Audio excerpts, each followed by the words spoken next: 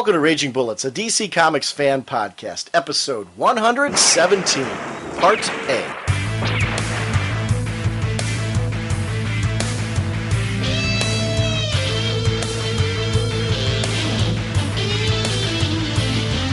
Welcome to Raging Bullets. I am Sean Whalen, Dr. Norge on the comics forums, and I'm joined as always by my co-host Jim.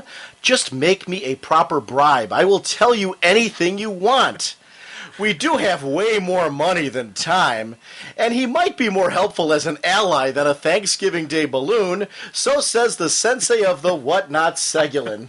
How's it going, eh? Green Arrow, Black Canary, number 8. Yeah, that is one of my favorite series right now. The balance between humor and action and fantastic art and just overall excitement. It's one of those books that just... I rush to it. It's one of the top of the stack reads. I've got a number of books that are in that category, and that is one of them for sure. Yeah, the Arrow family is just a great read because it's like every member of the team is equally as strong as the next, and it's a wonderful read. Plus, it's awesome art. You gotta love it, man. It's just fun. Yep. It's just a fun book, and well worth tuning in for every single month when it comes out. We are proud members, as always, of the Comics Podcast Network and the League of Comic Book Podcasts. We want to remind everyone about the Hero Initiative. Jim and I are continuing to support the Hero Initiative. Hero creates a financial safety net for yesterday's creators who need emergency financial aid, financial support for the essentials of life, and an avenue back into paying work. It's a chance for all of us to give something back to the people who have given us so much enjoyment. For more information, visit www.heroinitiative.org or call 310-909-7809. And we still have some of our t-shirts. We have medium and large that are still available, and if you're interested at all, just shoot me a PM or an email to ragingbullets@gmail.com, and we'll get you one of those shirts out there. But we're asking $10 for the shirts, and all proceeds completely go to the Hero Initiative. I'm paying for shipping on the shirts. Our goal here is to make money for Heroes, so anything that we can do to help out, I think it's just such a cool organization. So, our sponsor for this episode is DCBService.com and InStockTrades.com. Showcase presents Superman trade paperback, Volume 4, Jim. Action Comics 293 to 310, Superman 157 to 167. It's 512 pages. Regularly $16.99 with the 40% discount, Jim. It's only $10.19. How have you? I've been buying all the Showcase volumes, and for me, that's one of the nice things about the DCBS discount, is that it provides the opportunity for me to be able to do it, because I'm liking having these stories chronologically.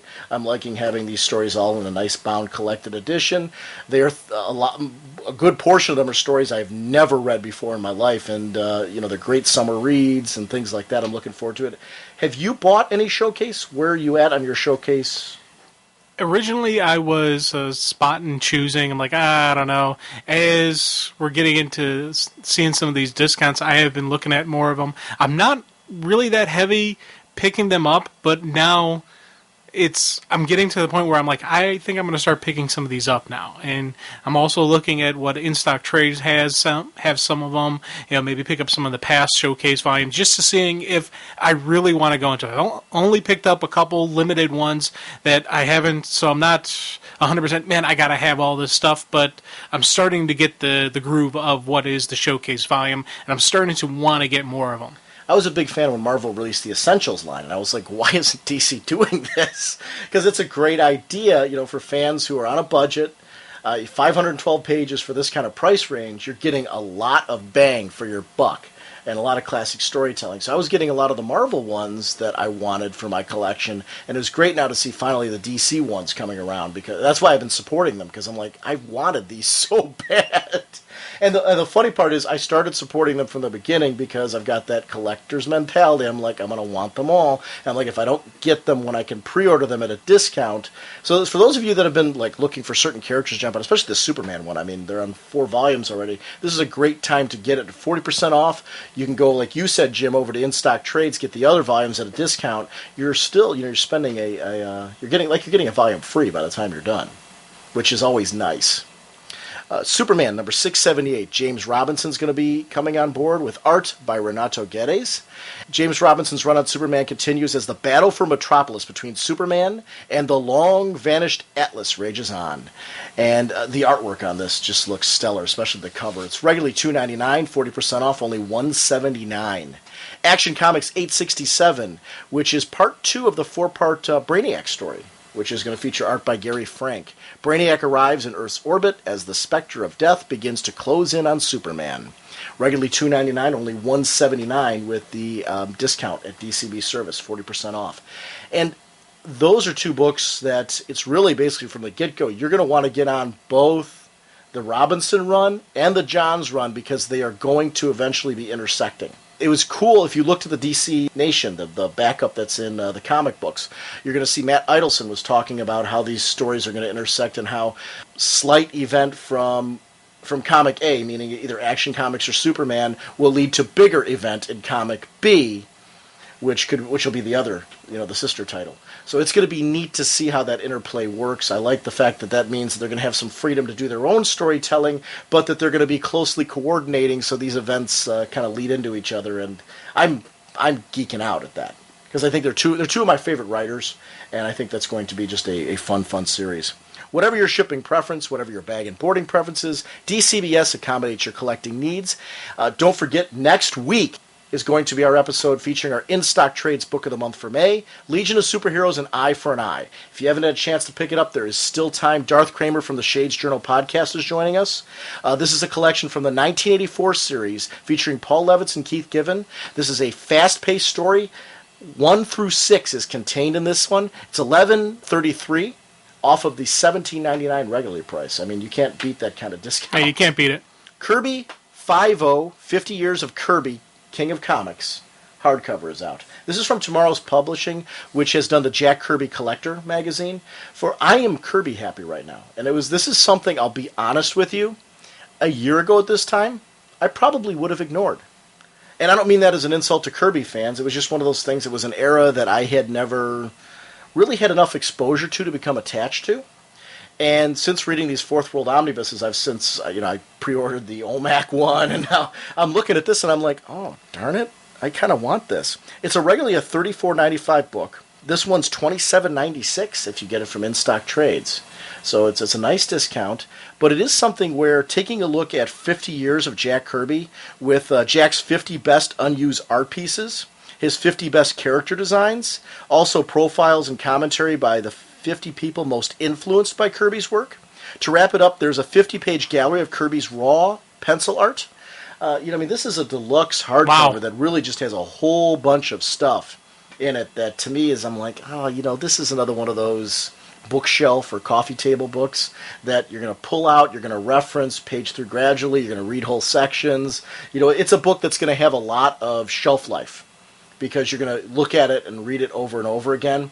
And that, to me, is when you get these hardcovers, that's the whole point of it. If it's not something you're going to page through over and over again, why get the hardcover? This is one of those that I think I'll do it with, so I'm eyeing this one. Eyeing it? Come on, you're getting it. I am now. I think I am getting this one. I really do think I haven't ordered it yet, I'll admit that, but it's one that I looked at, and I usually pick things for these ads because I want to, either they're things that I ordered or things that I'm eyeing that I want to get, and this is one of those, like I said, and I'm being totally honest, a year ago, I didn't get him. Now I get him, and I'm really excited about him, so I'm going to be definitely looking at that one as a possible choice that I'm going to be picking up. I want to remind everyone to check out RagingBullets.com for some show updates. Take a look at listener-generated content, DC release dates, and much, much more. We add information to the site every week. If you want to send in an audio comment or email, send it to RagingBullets@gmail.com. We love having you be a part of our show. Jim, what is Top Bullets? Well, Top Bullets is a great way for us to interact with the listeners. You guys send in your top 5 list of the comics you're reading for the month, maybe a little something while you're enjoying it, or maybe just a flat out, hey, this is what I'm reading, this is groovy, and Sean and I will comment on it after I have tabulated the results. Sean and I will comment on it, and we'll also give our top 5 for the month, or top 7, top 10, whatever you want to call it, but it's our version of the top 5. And I ruined your contabulated, didn't I? you did ruin it. I can no longer use that word. But you send your sending your top 5 to senseiofwhatnot@gmail.com. Very cool. Jim, what kind of podcast are we? Well, we are a spoiler podcast. We go in depth into plot lines, story twists, and whatnot of the comics we're reviewing. So if we're going over something you haven't read, you may want to come back later so you can better enjoy the show. Well, here's something we haven't done in a while. On this episode, it's actually a two-parter. This first part is going to be devoted completely to the controversial Action Comics Annual. We're going to talk about our own thoughts and feelings on how we felt about this issue. We also have from Darth Dad from the forums, Jason Page, a wonderful audio comment where he kind of does a retrospective of the whole Last Son series. And we get a chance to really kind of delve in and talk about certainly the reason why people are frustrated with how long it took for it to come out, but also really getting into, was the issue itself any good, and how did we feel about all that? So it's going to be a fun little episode as we talk about that. As I mentioned, it's a two-parter. On Thursday, I'm going to be releasing the second part of this. We had a wonderful discussion with Kendra Ben Smith from the forums about the Emerald City Comic-Con. And because of the sheer amount of content that we had, this episode really is going to work much better as a two-parter, just because it's Memorial Day weekend. I want to make sure to edit it out and get something out to you on Sunday like you normally expect. But that second part kind of stands on its own. And we also have interspersed on both parts some more of the New York Comic-Con content from our listeners. So we're going to have those on there as bonus features as well. So you've got really, they're going to be roughly about 2-hour episodes each, maybe a little bit more on this first part, and about 2 hours on the second part of content coming this week. So hope you enjoy it, and let me get you right into the show. Jim, one more thing I want to make sure we shout out to the listeners again. We are going to be at Wizard World Chicago. Jim and I are not going to be exhibiting. Woohoo! Yeah, we're going there, but there's a podcast panel. Our good friend Chris Niesman from over at Around Comics shot me an email and just said, hey, just wanted to let you know that there is going to be a podcasting panel in Wizard World Chicago, and I want to personally thank Chris for including us in that. So that I'm thrilled, excited. It's great that we're going to have a chance out there to talk to people about our podcast, talk to people about podcasting. So I want to thank Chris Niesman, and there's a whole crew of people that are going to be on there. I know John Suntress from Word Balloon is going to be on there. There's a whole bunch of podcasts. So I'm not doing this justice at all at the moment. It's kind of off the cuff, but I'm geeking out. It's going to be a lot of fun. Yeah, it should be a neat time. Chicago for us is a little bit different than New York, where we were exhibiting, because we're going to be able to circulate around. We're going to all the panels. If you're going there, I started a forum thread. Feel free to send me an email at ragingbullets@gmail.com if you want to hook up at at Chicago. Jim and I are going to be there Thursday through Sunday. So if you're going to be there one day or the whole convention, we'd love to hook up with you. I'm going to have the iRiver. So we're going to be looking to, not only are Jim and I going to be doing a lot of recording from there, but we're looking to get you on the show as well if you're going to be there. So definitely bring some things that you want to rant and rave about if you are going to run into us in Chicago. That's always fun for me. Yeah. You filthy criminals. Anyway, Jim, this is your baby. Let's go ahead and talk about the Action Comics Annual. Okay, our next review will be Action Comics Annual number 11. The writers are Jeff Johns and Richard Donner. Art by Adam Kubert. Colors by Edgar Delgado. Letterer Rob Lay. Associate Editor Nachi Castro. And Editor Matt Idelson. Of course, Superman was created by Jerry Siegel and Joe Shuster. You always see that on the TV shows and the movies. I got to throw it in there just because I do like there is this a neat history of Superman, and it is kind of. There are times when I pick up a Superman book, and I do this more for Superman than Batman for some reason. That I do see just that dun dun dun dun dun moments where that is I am a Superman guy. You are more of the Batman guy, and I am more of the Superman guy. I do like that. I am a Superman guy. Oh, yeah, I know. Oh, yeah. From my childhood, I always loved Superman, so it's not that. It's just more out of the characters, which one are, like you said, you've said it before, Superman or Batman. It's funny, I get the charge out of the Batman books seeing Batman's created by Bob Kane. I don't know why. It's just this history, this longevity of the character and that type of thing. Yeah. It's really kind of too bad you couldn't do the whole list of all the people that have worked on these titles, because there's obviously my entry into Batman wasn't Bob Kane. My entry into Superman wasn't Siegel and Schuster. It was people that came much later.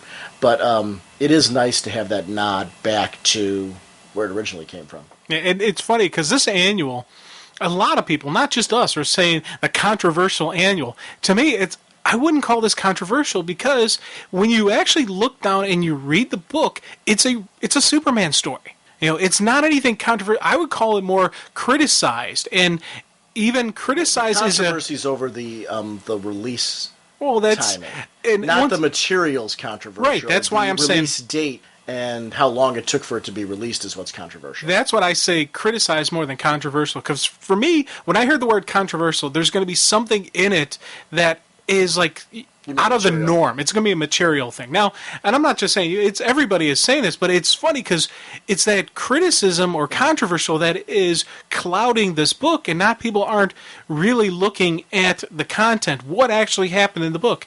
Is this a classic Superman story? Is this something outside of what you would normally see the Big Blue? And when I read this thing, I really sat down, I read it. It was a nice Superman story. I enjoyed it. Did the delays take away something from my enjoyment? Probably. I didn't rush to read. This wasn't at the top of my stack, eagerly anticipating to read it because of the delays. But when I actually sat down, when I actually read it, in the end, I liked it. And I was glad I purchased it. And I think, for me, that is the definition of what a good comic is. After you're done reading it, did you have any regret? No. There's no buyer regret in buying this, picking this up. It was a good story. It was a nice read for me. I think for me, one of the things too is, and this is something I can't stress enough on where my head's at with this. Okay, you can go all over the net and see that there was an art delay, and that was the reason why this book took so long to be out. The script was done ages ago. Everything was ready to go ages ago. That happens. Whatever your passionate feelings are about this, as far as why this book was delayed or things like that, you got to remember that a whole bunch of people worked on this book. And to slam the book just because of one particular section of it, I agree with you. You got to kind of walk in open-minded. Now, I mean, you can't help but talk about the delay. You can't help but say, did that cloud because of the fact that there's so much time that's passed? Well, yeah, because that's honest reading experience. And if you look at this and you kind of go, and some people, I'm sure, didn't even pick it up because of the delay. And that's their prerogative, too. And people have a right to be mad and things like that, and I totally get it. But the end result, and this is where our focus is going to be as far as our discussion, if you're angry or not, whatever, that's your business. And you're right, you do have that right. But the focus of our discussion is going to be here, okay, now we've got it. We're holding on to it. And out of respect to all the people that worked on this book, was it any good? And that's the whole point. I got to say one thing that I really liked from the get-go, the cover. Oh, yeah. This was really, really, it was cool because, you look at the cover initially and you see Action Comics Annual, number 11, Johns, Donner, Kubert, Rue. And then you flip it over and upside down, it's the whole thing in Kryptonian. That was so awesome. It's little tiny details like that I really loved.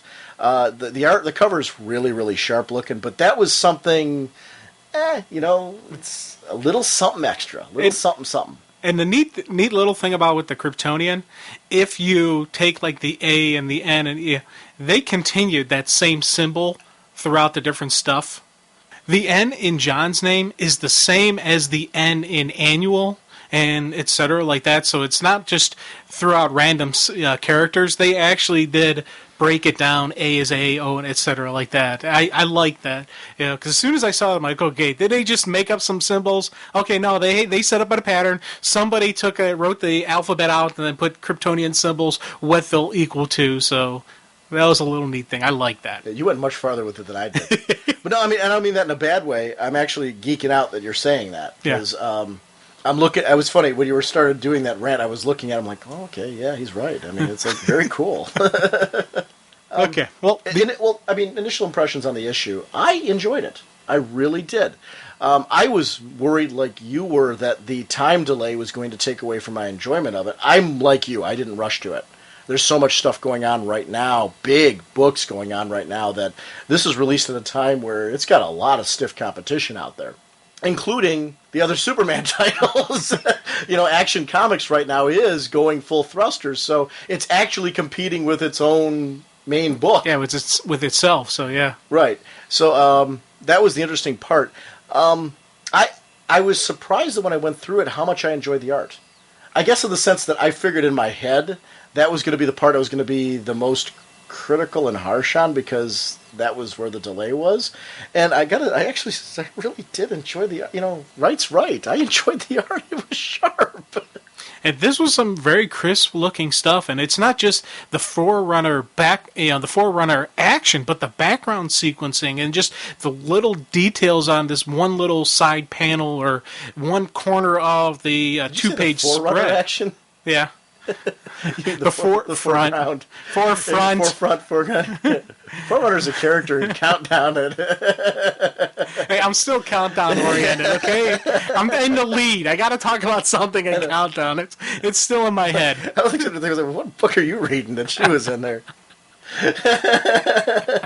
I agree with you. Forerunner was great in this. She ruled, man. She made the issue. This was the best Forerunner annual ever. I'm sorry. Okay. The issue opens up with some headlines from the Daily Planet. And I like these usage of them. It was like a little quick boom, boom, boom, boom on what's happened before. You know, we have the Kryptonian boy arrives, Superman versus Bizarro, General Zod arrives, Metropolis under Kryptonian rule. Just little flashes of the thing. And they use headlines from the Daily Planet throughout this in nice little storytelling modes, you know, some follow-up at the end there, kind of like the epilogue. I like that. It was a nice little add-on to it because the Daily Planet is so much part of Superman, so much part of who, you know, Clark Kent is and who Superman is. I like the fact that they're pulling that into it. The artwork on this opening two-page spread was absolutely gorgeous. Oh, God, big time. You know, the tiny details in the cars and things like that. And I can understand somebody looking at it and saying, well, maybe you pull back a little bit and they would have released a little bit faster. And I can buy into that to a certain extent. I guess at this point in time, with how much they delayed it, I wanted this when I read it. It's like, please give me some artwork that really makes me go, okay, I get why it was delayed. I'm still with the people. I'm not happy about that part, but take a look at this two-page spread. I mean, that's gorgeous. That really is. There's no arguing about that. Yeah, you cannot say the artwork, it was okay, he threw it together, he rushed it. You can see just where the delay was. You can see just the painstaking, the details of the face, the details of, you know, the battle sequences that we're going to come up with. You know, when, you know, the book goes on into like they show the Lex Luthor and the Superman Revenge Squad. It was just some really cool visual stuff where you're looking at these characters. You know, of course, you know, you got the Bizarro, you got Metallo, you got Parasite. They're all standing there going, okay, yeah, let's get ready for war. Let's get ready to take him down. You got Lex Luthor, the general, you know, there who's going to lead the battle and who's going to save mankind from these evil alien invaders. It was just this really cool stuff going on with them. I like that Superman's skeptical of the group immediately. Well, he's got reason to be. Yeah, you know, realize, yeah, I know, yeah. First of all, they were created to, you know, kill him, and second of all, you know, wondering, okay, what's the twist? Yeah. You know, when are you going to kill me? When is that, you know, why am I still going to live? And I liked Luthor's response. Yeah, you know, if he can't kill Superman, because that would make him a martyr. Mm-hmm. It would prevent people from seeing what he truly is, this evil alien menace. And this is the Lex Luthor I really like. Not only is he out to rule the world, because he kind of is, but he's out to save the world. He's out to, you know, inspire the world for true human greatness. Because with all of Clark's powers, with everything he can do, can a person truly look up to him and say, yeah, I can do that too. I can better myself. No, because he's Kryptonian. They can't juggle tanks like, you know, we could juggle tennis balls. They can't, you know, leap buildings in a single bound or any of that stuff. It's Clark, because of his supreme power, isn't really a human role model in Lex's eyes. And I like the fact that that's why Lex does what he does. That's why he developed a Red Sun blaster, why he developed that kryptonite laser. He developed all these things to take out Superman, because Superman is the true menace to human way of life. And I love that distinction. And his ego won't let him see that his own methods and his own way of operating also makes him a menace. Oh, yeah. Which is another side story on that. But I do like we see like some really great expressions off of Superman as far as, you know, the skepticism from Luthor, straight on to the emotion when they're talking about the Phantom Zone criminals and how these are all evil criminals and, you know, they're aliens like you and that type of thing like that. But then say what you want about me. Say what you want about the criminals. Zod's son is innocent. Yeah, that was a, you know, that was a fatherly moment. You know, that was a really fatherly protecting of his son. Even though Chris isn't biologically his son. In Clark's eyes, that is his boy. And that's the same type of reaction that his father would have over protecting him as a child. And I really liked that. It was just no, not the kid. You leave the kid out of this. And that was a nice touching moment. It was a quick touching moment, but it was a nice one. You gotta love, though, the human race isn't laying down. They're not giving up without a fight. Granted, they don't have a chance. There's not one single person probably in that army thinking, yeah, we can take these guys. It's an army of Supermen. No problem. I got a tank. But they're not laying down. They're not going to go down without a fight. It's basically that mindset, if I'm going down swinging. You're going to take me out, but I'm not going to lay down. I'm not going to, resist. I'm not going to just lay down and say, I am dead. It's that fighting spirit that is, we talk about the American way. That's one of the American ways right there. You go into a battle knowing that you're not going to win, but you're still going to fight it because that's the thing you do. That's the right thing to do. And I like seeing that that humans weren't going to lay down. Of course, Zod has the appropriate reaction. Just talking about, you mentioned the American way thing. I think when we talked about that way back when, I think we were misunderstood as we were saying that is something we both were okay with being left off.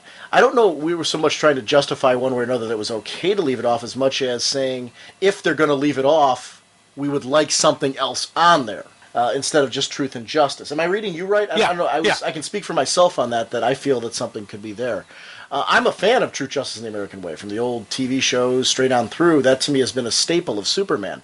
I just noticed that in a lot of, and it may be just because they're trying to broadcast him as a world hero, and I think that's what we were getting at, that they were leaving that off, or it was just writer choices or things like that. But I agreed with you in the sense that I'd seen that missing more and more, and was saying that it feels like something's missing, that we need something else there. Yeah, so there's definitely something missing, and in a way, it's weird because when you look at the American way, if you ask people throughout the world, the American way is greed. It's overusing your resources. There's very few people outside of the continental U.S. and actually within the United States that think the American way is something positive. There's a big time we've lost just the image of what is America. Natural disasters throughout the world. One of the first people to respond, the American Red Cross. People forget that. They think, okay, the American way is to invade another country, overthrow its government, and then say, oh, we're not invading, we're trying to liberate the people. That's where you run into that sticky situation. I would like to see them bring back the American way and then bring back why it's the American way. Now, they're not going to do that, though, because there is such a negative image of it. So if they're not going to do that, I want to see them replace it with something. I want them to see it, I think what they were saying on the forum, though, and I do understand the point. It's why I brought it up even. I don't normally, usually afterwards I kind of leave it there because I gave my own response on there. And it's basically what we're saying here. But I think one of the important points they were trying to make, and I agree with it, is that when they say it applying to Superman, he is a symbol and has always been a symbol of just what you were saying. This is the ideal. This is what the American way is. This is what we strive for. And I get the point, and I agree with it. So it wasn't an issue of, I think, so whatever they choose to do as far as whether they keep it or not in the comics, I wanted to clarify our position on it. We're not saying that we want it gone or that we think that that's even the point. I'm not.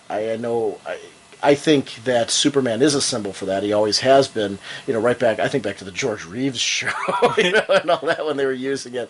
I like that kind of stuff. I geek out at it too. That's the dun dun dun moments that you're talking about. And even to be honest, if we're gonna bring back, I would honestly, truly like to see them bring back the American way, but also explain why it's the American way. Not just have them start saying it, actually show, Superman stepping up and saying, this is what America was founded on a basic principle of freedom. Freedom of expression, freedom of religion, freedom, from, freedom of self-government. It's also founded on the principle that if you work harder, you will achieve, your goals. Colonists came over, they had nothing. It was wild wilderness. They basically, roughed it up, got their knuckles dirty, and turned it into a country. Now granted, within that process, they persecuted and wrongly stole some land from the natives who were here, but that's a part of a darker part of American history. But it's still just the general ideology of that if you work hard, you can achieve, you can accomplish, you can be anything you want. And I wish they would bring that part of it back, that inspiration behind what is the American way. And I think that's, and obviously we didn't do it well. I think that's what I was trying to get across, though, is that if they're not going to put the words American way in there, I would like something, Superman's a symbol, and I would like something to be there that symbolizes that concept, if that makes sense. Yes. If they're saying, I don't know, and remember, we were speculating that there's a conscious decision to do that. I don't know that they're doing that. I've never read that anywhere. It was just something that we noticed had been, omitted, and we were just kind of trying to speculate why, and that's what got us on that little tangent. Yeah. But it is something, I guess it was worth mentioning, because there's a couple guys in the forum who were pretty passionate that, you guys are kind of discounting this, and it wasn't the case, and I wanted to clarify that. I get what they were saying. They made very good points, but we were misunderstood. Yeah, and talking about the art, though, just because you went and talked about how the people are not giving up. There's this wonderful 2-page spread of them, the three of them flying with Chris. And you get to see just, the amount of detail in the buildings. And I'm hoping, for DC's sake, that they made a gamble when delaying this. Whenever you make that gamble, you have risk alienating fans and upsetting fans. And that happened. And they know that, and they've acknowledged it in cons and things like that. But, the end result was they were saying, in the long run, we realized the book was going to be delayed. We made the conscious decision to finish off with this artist, and they addressed it by changing artists and things like that. But because we want this trade collection to be something that has a lot of shelf life, that we feel is going to live long beyond as a traded collection. Obviously, with a name like Jeff Johnson, Richard Donner on there, you're hoping you're going to get some cross media fans in there. I'm hoping where it pays off and where we as fans can say, okay, may not agree with the delay, is that maybe it'll bring some people into the Superman universe that will try out the comics because they see those names attached. And then when they go through this, they see just how beautiful this does look. Because, whether you like the artist or not, or, want to see him do other work because of the delay, it did end up being a very beautiful ending to the series. It looked great. Yeah.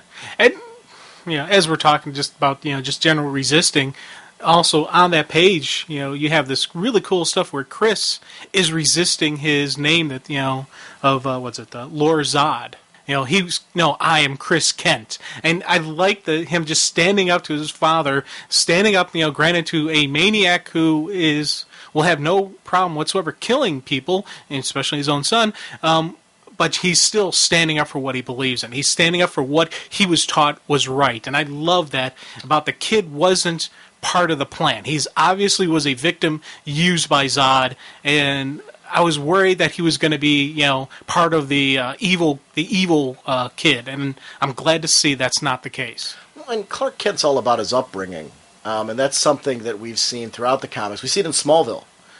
Some of the best moments in Smallville are when he resists Jor-El and some of Jor-El's intentions because he is a Kent. He's Clark Kent. He is embracing Jonathan Kent, Martha Kent, the life that he gave. So it's nice to see that kind of contrast with Chris as well, where he's doing something different. He feels that he has a better life with Clark and Lois. Yeah, but as we said, the human race really did not have a good chance against an army of Kryptonians. But and it's even this is a really cool fight scene in that, when they swoop down and they start just destroying tanks and just, doing some massive, massive damage. They're getting bombarded with everything they can throw at them. They're just brushing it off like it's, flies, on the windshield of a car. It's nothing too damaging, these Kryptonians, but it's still just a massive volume. They show these rows and rows of tanks firing off, just, unloading everything they have, and Zod is a general. Zod recognizes, how do you take out an army? Well, bring me their leader. Sends Ursa down, swoops up the general, and just has this nice little, friendly discussion, if you will, and an explanation on what he does with disobedience. And I got to tell you, I don't condone violence against children. It's one of those things that does sicken me and anger me. But just seeing how Zod shows how he deals with disobedience was a real wonderful statement on who Zod is. Because he's sitting there, he has the general, they're flying above, this destroyed army. He's like, you know who I am? You know what I can do. This is what happens when you disobey me. And he's got his hands right around the head of Chris, and he's getting ready to crush his skull. And he's like, this is what I will do to my own son. Lay down your arms now. Do not, mess with me. And it was just... And this is what I'll do to my son. Imagine what I'll do to you. Right. I was just like, that was just a cool, in a horrific way, moment. And it was such a statement on who Zod is. Just seeing the look on Chris's face, he's like, Mom! He had the look of terror. You can see the general just like, holy crud, what is this dude doing? It was just a wow moment. I was just like, I read that through a couple times just because I was just like, I was glued to the horrific nature of it. And Ursa would have let that happen. Oh, big time, because she will obey Zod's orders. That is not just the father of her child, that is her general. And she will follow the orders. Now, is there a love between the two of them, or is it more of, I've chosen you as my breeding stock? I really couldn't get a good vibe between Ursa and Zod. If it was she was chosen because she's the best. There's love on her side, but not on his. I think she has an intense admiration for him. On the other hand, I think he believes everyone is cannon fodder for his greater good. For his war. Right. I think she's less expendable than Non. If necessary, she's expendable. Sure. And if necessary, he would expect her to jump in the path and take the shot for him. Yes.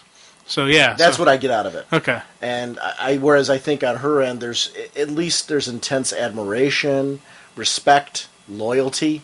There's a fine line between that and love. Where does that blurring end? I don't know. Yeah. I definitely think, though, it's more her side than his. Yeah.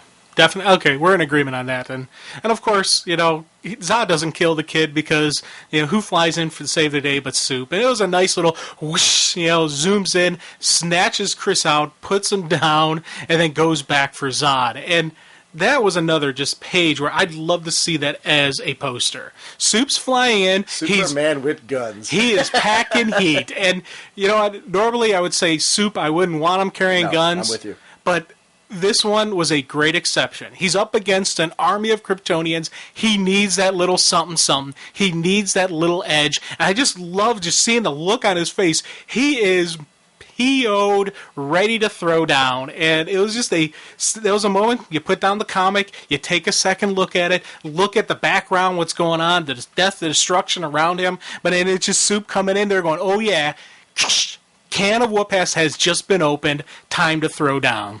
Now, one of the things I did kind of triggered in my head, there's been a lot of comics who do say that, I brought you in this world, I'll take you out. It was nice to see it actually being used in the comic. And, and once again, Zod would have done it. He would have done it, and he would have made another one just like him. And he uses that little dig onto Clark, saying, unlike you and your cow, I can have more. So I thought that was just wow. Yeah, that was just a nice little insert the knives, give it a little twist, throw a little salt on it, just to add to the wound, add to the injury. And throughout Zod's battle with Clark, we see that psychological warfare that he's doing. He's not just this powerhouse Kryptonian. He is a general. He is a chess player. He could go 10 rounds with Darkseid. He probably would wipe the floor with Midge on the chessboard. But, he could actually keep up with Zod. Zod could keep up with Darkseid because he has that logic, that mindset of military strategy and leadership. I like those little bips throughout the and they have intense enough egos they would be easily adversaries. Oh yeah, that would be actually a neat story to see. Darkseid versus General Zod, who would win? Because neither one would lay down to the other. Both would think they could appropriately rule the universe. So that would be a nice little combat. Now, speaking of nice combats, dude, I really digged, the Non and Bizarro. It was just, there was no lengthy dialogue because neither one are really big talkers. It was a, kind of grunting back and forth. But when they collided, it was that huge choom type blast where as you're reading the comic, you can feel the shockwaves hit you. Yeah. It was just, once again, art. And talk about appropriate pairings. I know. That was just, and it was funny. I didn't even think that would happen. It was one of those things I was like, when they first showed, Nah going, huh? I'm like, what's he up against? I'm thinking he was about to attack Superman. I'm like, no. As soon as I saw Bizarro, I'm like, oh, this is perfect. This is a neat little, little side battle. Good. Oh, well, I was going to go on to talk about side battles, Metallo and Parasite. Again, nice usage of the characters. This was, a good this exposure to kind of what the different kryptonites would do, as well as showing Parasite. He's leeching on, the one Kryptonian getting stronger. Metallo uses the red kryptonite to de-evolve the one, and then he crushes him like a bug. But the usage of the gold kryptonite was just, Well, it was it changed that kryptonite actually changes random things in their genetics, which was great. Yeah, it was like a de-evolving. I don't know how you would word it, but well, it says Luthor says it plays hopscotch with a Kryptonian's DNA, sparks random changes in their genetics, and turns them into freaks. Right, de-evolved. So, but the gold kryptonite. How is that random changes in genetics? That's not de-evolving. Well, De-evolving kind of. would be if you came from an ape, you would go back to being an ape. Kryptonians didn't come from ant creatures. Okay. That would be de-evolving. Okay, true. I'll give you that one. All okay, right. Yeah. Okay, I just... Okay, yeah. I kind of... We're going way too far with that. Way too far. And the gold kryptonite. Now, the gold kryptonite, now they're saying temporarily removes the powers. Whereas previous stuff, I thought it was a permanent thing. Where it would permanently remove. Now, personally, I like the temporary effect. I do too. Because you think about it, the green kryptonite, kind of like does a little temporary thing on where it weakens. It wouldn't make sense that the one particular can permanently do something. Right. So I liked too that it was done off camera. The splotch, all okay. those things with them. You didn't need. You didn't need to see the graphic stuff, and it was a perfect use. Temporary takes away their powers. When do you use it? When they're flying. Splat! I love the two of them together going, "Oh, sweet, sweet, yeah." Nice little villain moment that is definitely, it was appropriate for them. Nice little splash in there. Cool looking, cool story elements. And, of course, I think there's so many things where I'm saying this is my favorite moment. But I gotta say, when Lex was in the Crystal Base, I was like, man, this is something I've always wanted to see. I've always really wanted to see Lex Luthor throw down with a Kryptonian. Could he do it? And this was just it shows Luthor isn't a meta. He's not a conditioned fighter like Batman. He is, but he is Lex Luthor. He is prepared for this. As he's communicating with Superman for their second phase of their plan, he's attacked by a Kryptonian, but he's prepared. The guy's got him slammed up against the wall, figuring, I'm about to take out this puny human. What's Luthor do? He's got the ball of green kryptonite dust. Bam! Green K in the air. The guy sucks it into his lungs. So now he's choking on green kryptonite. Kind of hard to fight, think, or do anything when you're choking, to death. Pulls out the red sun flamethrower. Bam! Blasts him with that. So he's now burning. But Luthor, being Luthor, is like, I'll put you out of your misery. Green K laser, headshot. But I am Lex Luthor. Lex Luthor, am merciful. Boom. I know. And so this is what it feels like to kill a Kryptonian. Feels good. Yeah. And as this going on, in the background, you see the Phantom Zoner burning still. Right. It was just a nice little thing showing Luthor who Luthor is. And I was just like, I was glad to see that Luthor got to kill one of the Kryptonians. It's it's bad to say I wanted to see the villain win, but here we did get to see the villain win, and we did get to see what would happen. So it was a cool thing. Plus, it also adds to the fact that one day Luthor could do that to Clark. Oh yeah. Luthor has the technology to take out Clark. He has the prep, the training, everything ready. So we could actually see Clark go down. Now, part of Superman's strength isn't the fact that he is Kryptonian. He's a Kryptonian raised on a Kansas farm. He was raised by Ma and Pa Kent. It's that inner heart in him that is always will give him that edge over Lex. And I like seeing that when Lex fought someone who didn't have that edge, he's able to take him. So Right. Okay, now another cool moment is obviously, Clark goes into the crystal base and frees Lois, and it was just a nice little moment that he comes in, he rescues her, saves the day, but it's short. The peace and harmony is short lived as Zod knows where Clark is and continues the fight. I liked before that, though, which is an interesting contrast. Remembering back to the beginning of all this, when she was unsure about taking on a child or anything like that. After, he gets to the fact of apologizing, I'm sorry I wasn't here, and she says there's nothing to be sorry for. First word out of her mouth, Christopher. Yeah. And I really liked that because it showed the transition she has bought into now. This is an adopted child of hers. There's enough of that connection there that you see it. Because they had talked about trying this out and trying to work it out. And that was some of the moments when the first issues still stick with me as things I really liked. I liked them exploring that concept. Yeah, it's a human side, it's a realistic side of the comic that they're not just going to jump into this saying, oh yeah, okay, here's a kid, yeah, no problem, business as usual. No, there's going to be some thinking, there's going to be some planning, but we saw it throughout the couple issues where Lois really got attached to Chris, where Chris became her son just as much as he is Clark's son. This is their boy. This is Chris, and I really like that. I'm liking that when we currently see him in the comic. I like that, just that family bond of the Kents. Strong, career-minded woman who all of a sudden now has said, wait a minute, this is what I'd like to do. This is who I am. Let me try to fit this into my world. That would be very threatening because she worked so hard to be the journalist that she is. Now all of a sudden to say, well, am I going to change all that and throw him into the mix? She's got a very controlled world that she's very used to. Yeah. In one hand, I would like to see it. On the other hand, I wouldn't. It's one of those, Elseworld type things that I've always thrown around in my head. What if the Kents left Metropolis and went to the farm? And so Lois and Clark on the farm, they make Lois like either just a writer or just a stay-at-home kind of mom or some type of thing. They raise Chris on the same farm that Clark grew up on, and that way it would be even easier for Clark to be Superman because he could snatch off in the middle of the day. If it's the farm, oh, he's on the back 40. Oh, he's in town. Oh, he's there. And no one would be the wiser. Far more interesting. No, and I'm kind of going on your theme. I guess what I would prefer to see in the same vein would be them to stay in Metropolis but try to make the parenting thing work. Because I think that's a lot more today.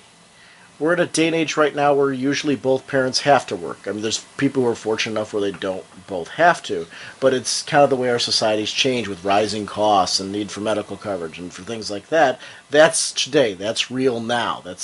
And I think there would be something, for everyone to latch on to in a role model in a Lois Lane who is the working mom, who's still the Pulitzer Prize-winning reporter and all that, but somehow juggles that life. And seeing Clark, who's the superhero, and the reporter again, somehow juggling that. Yeah, and I think there would be, but then showing a lot of the stresses that come from just their intense schedule and how, they got to try and struggle to find family time and things like, I don't know, I'd see it goes back to your progression thing. There's certain points where I would like to see a progression like that. It would work. And as I said, that's why I'm of both sides, because I do like seeing that strong, powerful Lois. I like seeing the professional career mom who juggles the kid, who juggles work, who juggles, oh yeah, my husband's Superman, who's like disappears for a week at a time because he's off on some other planet saving the universe or whatnot. But that's why I'm like, I can't flat out say I wish they would do this, because I love these stories where it does show the family, but part of me would like to see what they would do with Lois out on the farm, because that you could have some fun stuff with just Lois dealing with that lifestyle, Lois dealing with the town. Maybe Lois tries to turn Smallville into a booming metropolis, or does something. I don't know. Just that would work. See, now you're starting to make it something that would work for me. See, I guess my issue would be there would have to be something in place that still shows the independent strength of character of Lois Lane. Because I think that's what makes her such an interesting role model, is that she's a very strong woman. And you get why Clark is attracted to her because of who she is as a person and her never say die attitude and those type of things about her. No compromises. Yeah. Like Lois becomes the editor of the Smallville Gazette. And she's got to deal with the Smallville paper going, oh! Or Lois becomes the mayor of Smallville or something like that, where they would have to still use her, but I don't... And they would have to still use her, though, in a capacity where you really feel like she is balancing out her life in a way that she feels is satisfactory. Yeah, I know, and it'd be a tough story to do. It'd be a tough way to to actually bring it about. But I think it would be something that would be kind of a cool read. But okay, well, back to of course, one of the cool things about Superman is, unlike Hawkman, he knows the value of calling in for backup. Because not only when he freed Lois, he frees the other heroes that have been captured. We got Wonder Woman, we have Supergirl, we have Martian Manhunter, and yes, we have Hawkman and Hawkgirl. So but Soup does know to call in his friends. He knows to call in the JLA. It's also the JSA probably there because we saw the Green Lantern. So we got a full team there, and I like the fact that we had to see the other superheroes. Well, 2 full teams and Supergirl. Yeah. And who knows? There's probably even more heroes out there. There's probably more of a larger group that they couldn't show everyone, but I did like the fact that it wasn't just Superman by himself. He pulled in the DCU. These are Kryptonians attacking a major city, about to take over the world / the universe. See, and I read that more realistically, that really Superman called up Hawkman and said, please bring some people to my aid. I can't handle this. Because he is there. Yeah, I gave full credit. Hawkman's there, and you know what? I'll even give Hawkman credit. A lot of people would say, army of Kryptonians, I think I'll sit this one out. He wouldn't. He would charge them up, go right full frontal, right into him, smack him with a mace, and it would bounce off. The dude would look and say, what are you hitting me with a fly swatter for? So I would have liked to have seen that battle where Hawkman gets his butt handed to him by a Kryptonian villain, but... By a Kryptonian village? Yeah. I was hoping you didn't catch that. It was a slip of the tongue. Because I was going to say by a Kryptonian villain and look like the village idiot, but it kind of like all stumbled. It got all muddled together. It got all muddled and discombobulated. Yeah, see, but I see Hawkman being a little bit more realistic, and he would have grabbed weapons along the way, some of Luthor's stuff. Yeah, I could see him. That that would be a nice thing, showing Hawkman with a green, with a mace that's glowing green. Yeah. So it's got the green K on it or something like that. But the fact that they're present though is cool. I could, it's one of the things I do like about the character though. And in fairness, you're right in the sense that if he didn't have those weapons and gear though too, he would still go into the battle in spite of the fact that the odds don't favor him. Right. And that's the type of character he is, and that's what I do like about that character. And actually, but all these characters, look at the lineup that's coming there. It isn't, you got your Martian Manhunter and all that. Sure, they're heavy hitters, but Red Tornado, after what he's been through, looks like Starfire down there. You've got, Green Lantern and Hawkgirl and Starman. These are people that I don't know necessarily they're going to be able to go toe-to-toe on their own against the Kryptonians, but that is one of the things I do like about them. You see heroes step up in these situations. Yeah, and throughout this, we got some really stunning fight scenes. Not only just the heroes, because there's sometimes the background you can see like Wonder Woman throwing down with the Kryptonian. I think there's like a Supergirl throwing down in one of the background sequences. But also we have Clark and Zod just going toe to toe, and it's Ursa jumps in every so often to try to throw Clark off, but it is just not only scratching his head though, yes. Really, and drawing blood. Yeah, they're going down. This is a serious fight, and I like how throughout it you have Zod just continuing with the psychological warfare, talking about how Jor-El failed Krypton. If it had not been for Jor-El, Krypton would be fine. If he had sided with me, we would have together have saved the planet. Krypton wouldn't be destroyed. You would have a Kryptonian wife, so you would have children. So not only has Jor-El failed Krypton, he failed you. And I love that. What a better way to really dig it into a son than tell him your dead father failed you. Your dead father is the reason of all of your misery, the reason you will be alone, the reason you will be an outsider for the rest of your life. I was like, man, this guy is pure evil, wonderful, wonderful, just usage of a villainous type rant. The helicopter being used as a weapon, as a baseball bat to hit Superman was very Superman 2 to me.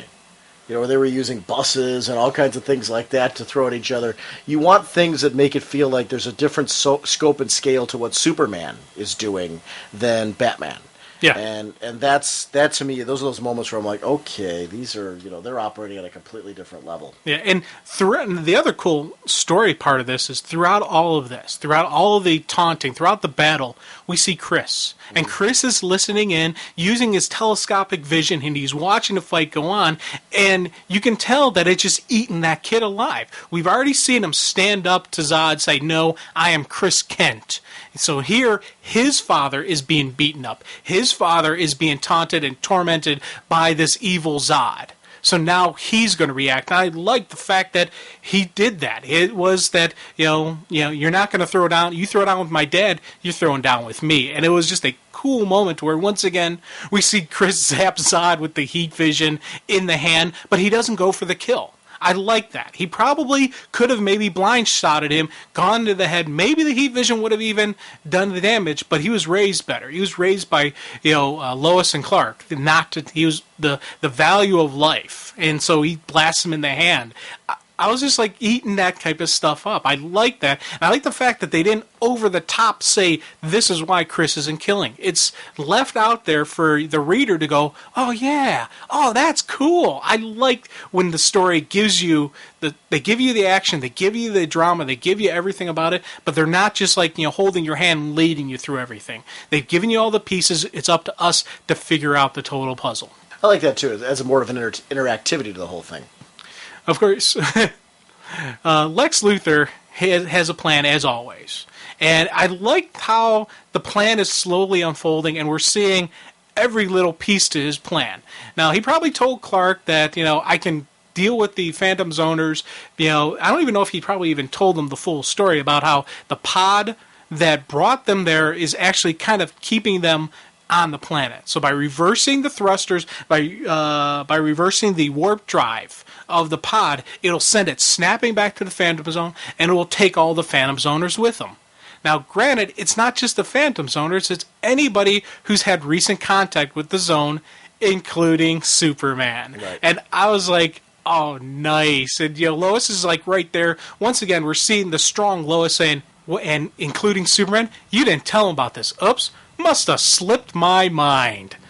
Nice little Lex Luthor, just being Luthor who he is. Now, when they finally launch it, I do like the fact that they showed everybody's kind of reaction to it. One, you had Parasite, you had Metallo going, oh, okay, the plan's working, and Parasite's a little upset because he was enjoying the feeding he was getting off of, the villains. Mm-hmm. Ursa sees it, and she immediately knows, hey, something's not right here. But completely ignoring that fact, I will say ignoring it. Oh, he completely ignored it. He didn't even look at it. Because you defiled me for the last time, boy. No, you've abused your son for the last time. Neither of them are looking at it. Dude, I love that. Clark, Zod's about to, smack his kid again, kill him, do whatever, but Clark's not gonna, not gonna stand it. Earlier, I said how really I hate people who abuse, children, even women as well. It really it turns my stomach. I love seeing when one of them gets the smack crapped out of them. And this was beautiful that Clark just super punched right on Zod. Not only knocks the glasses off his face, but he draws blood on one punch. I was like, he put everything he had back behind it. When we talked about Death of the New Gods, we said how they weren't holding back. This is another moment where you can very clearly see that not only is Clark not holding back, he is PO'd. This is a child abuser. This is the man who's trying to hurt his son. He's not going to hold back. And I love that crack. And I was just like, and the fact that it's spread out over 2 pages of this, the punch with the head snapping back was just really, really awesome looking. And the tiny shards of the glasses breaking off and things like that, and the transparency of it looks really, that was really great job on the coloring on this one as well. That's where I'm looking at this and I'm like, there are a lot of people involved in this book that just really did a great job. After we get now we start seeing that the Phantom Zoner is getting sucked in. And once again, that's another cool usage of like the flow, if you will, kind of like art where it shows things are being sucked in, and it's not even your traditional page. They kind of spread it out over the 2 pages, and they spread it out so you really kind of get that suction type, vacuum type, feeling where you feel them getting pulled out. And what you see is the nice part is you see the contrasting heroes: Wonder Woman, Green Lantern, and of course Supergirl. They didn't have that contact recently with it, so they aren't being sucked in. Mm-hmm. So there's a very different look about them and Bizarro. Bizarro and Non. You see Bizarro is staying still, but Non's being pulled away. So I did like the contrast. And then you see, I like the bit with Luthor and Lois. Hey, Luther's in a nice little villainous type rant saying, I did it. I say the word thunk. Oh, shut up, Lex. And you see Lois just standing there. She's got a slab of crystal in her hand and she just cold-cocked him. Once again, you kind of like Lois Lane. She's cool. Right. Here's one of the things that and this is going to be still further kind of questioning me going, what's going on? But I'm confident later it'll be explained. Because as this is going on, Chris figures out that it's basically, he's kind of keeping the hole open. And you get that cool moment where he's like, okay, I can close the hole.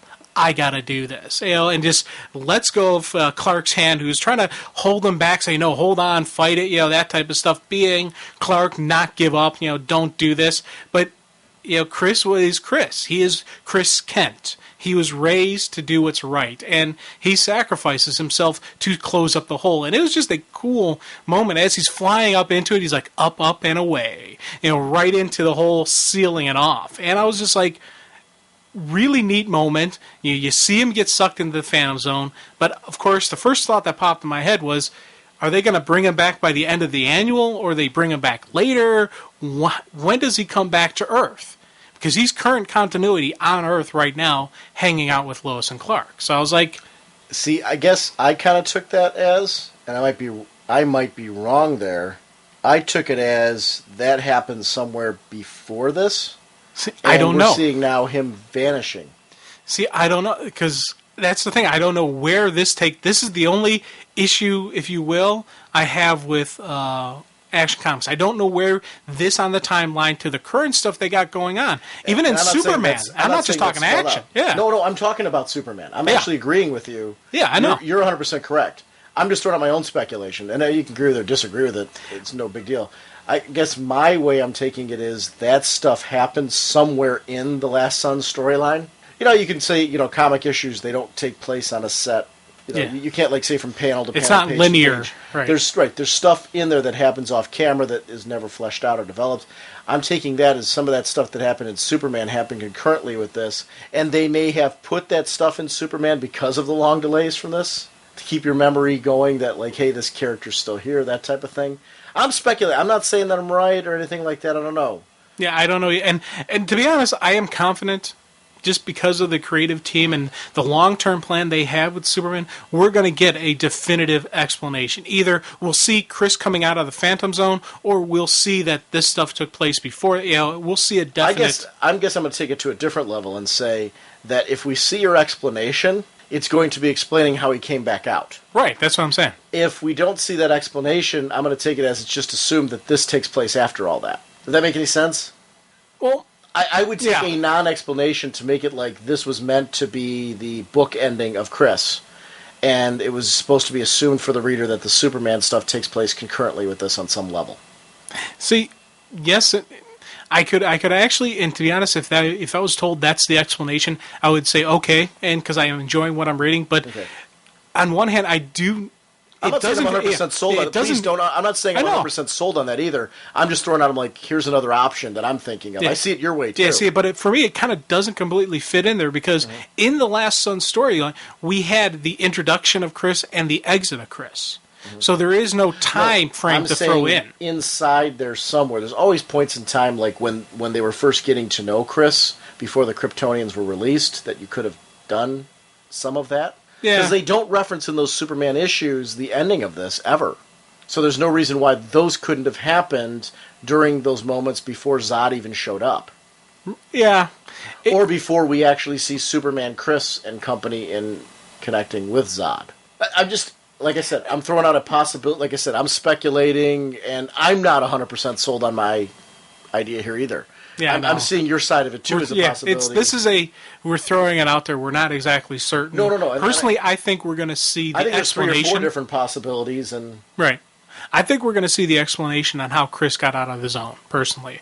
I think there's going to be a flashback story or some type of dealings where they'll explain it, because that's what I think. But if they never gave that to me, I probably wouldn't say, oh, this is terrible. I still enjoyed the story I was getting, especially just we've been talking about artwork, just some of the look of despair on Clark's face as he's trying to bring out Chris. Then after Chris is finally gone, they have that beautiful 2-page spread of just complete and total destruction, and it's really just one side of the building, but you have the reflection coming off of the glass, walls, where you see that it's not just one building, it's the entire city has been destroyed. Heck, dude, there's a truck thrown through the side of the building that Clark is standing on. I was just like, there's a big chunk out of the Daily Planet, and all that stuff. Yeah, there is just some really cool, just epic battle type moments, and once again we go right back to headlines of the Daily Planet. And it gives you that little follow-up summary story.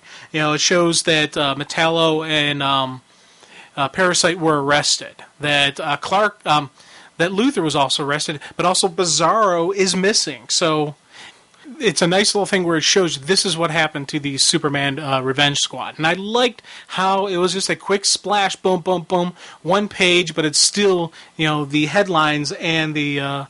as I said before, the Daily Planet is such a strong part of the Superman mythos. And, of course, it leads right back to Perry. Perry's got the crew around there. They're discussing what they have out there. There's some great headlines they've been dealing with, some great stories. And it's neat to see Jimmy step into this, saying, hey, that kid, he was all right. He was a good kid, and Clark, of course, goes to bat for him once again, goes to bat for Chris, saying that, he was a good kid. He wasn't his parents. He wasn't evil like them. And, he was a good kid raised by bad parents. And I like that. Lois says that. Lois says that, yeah. But I liked how it's just that build up, and we eventually see what the final story that they give out, and it was a great way they showed what the final headline: Kryptonian boy saves Metropolis. And how do we find out? But we see Lex Luthor reading the newspaper, and the look on his face, I know, is wonderful. It wasn't that boy, it was me. But add insult to injury, as he's saying this, his head is wrapped up from the clunk on the head that he got from Lois while he was saving the day. So insult to injury. You're locked in jail. You got a big bunk on your head, and nobody knows that it was you who saved the day, but they all think that it was this Kryptonian kid. Nice, just, stab them in the back, twist it, and just, show you, Lex Luthor. I love that.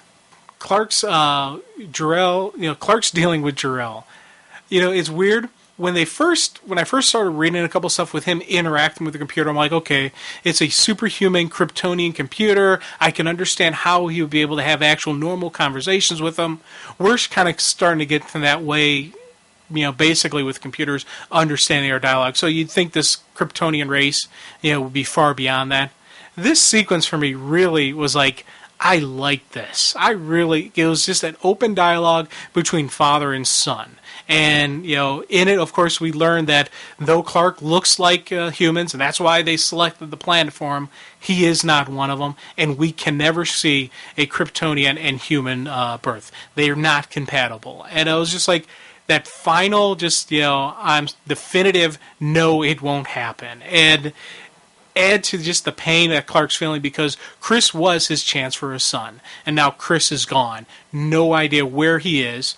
He spends a little time talking to Mon-El in the Phantom Zone.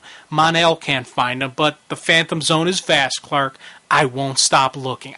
It was just these real cool moments of the final closing of the door of that Clark doesn't have a kid. And you can just see the pain, in earlier when you're dealing with Perry, and Perry saying, "Hey, when are you two kids going to have? When are you two going to start having kids?" He's like, "I don't know if it's in the cards." And the way they carried themselves. Yeah, it was just like this really cool moments that you're just like, I want to see Chris come back full time, permanent. That's why I'm hoping that the current stuff in Superman is, after the kid gets out, because I do want to see this. I want to see that family unit. I want to see, Uncle Bruce hang out with Chris a little bit, or Ma and Pa Ken hanging out with Chris. These are stuff that I want to see from them, and I do. I'm with you now.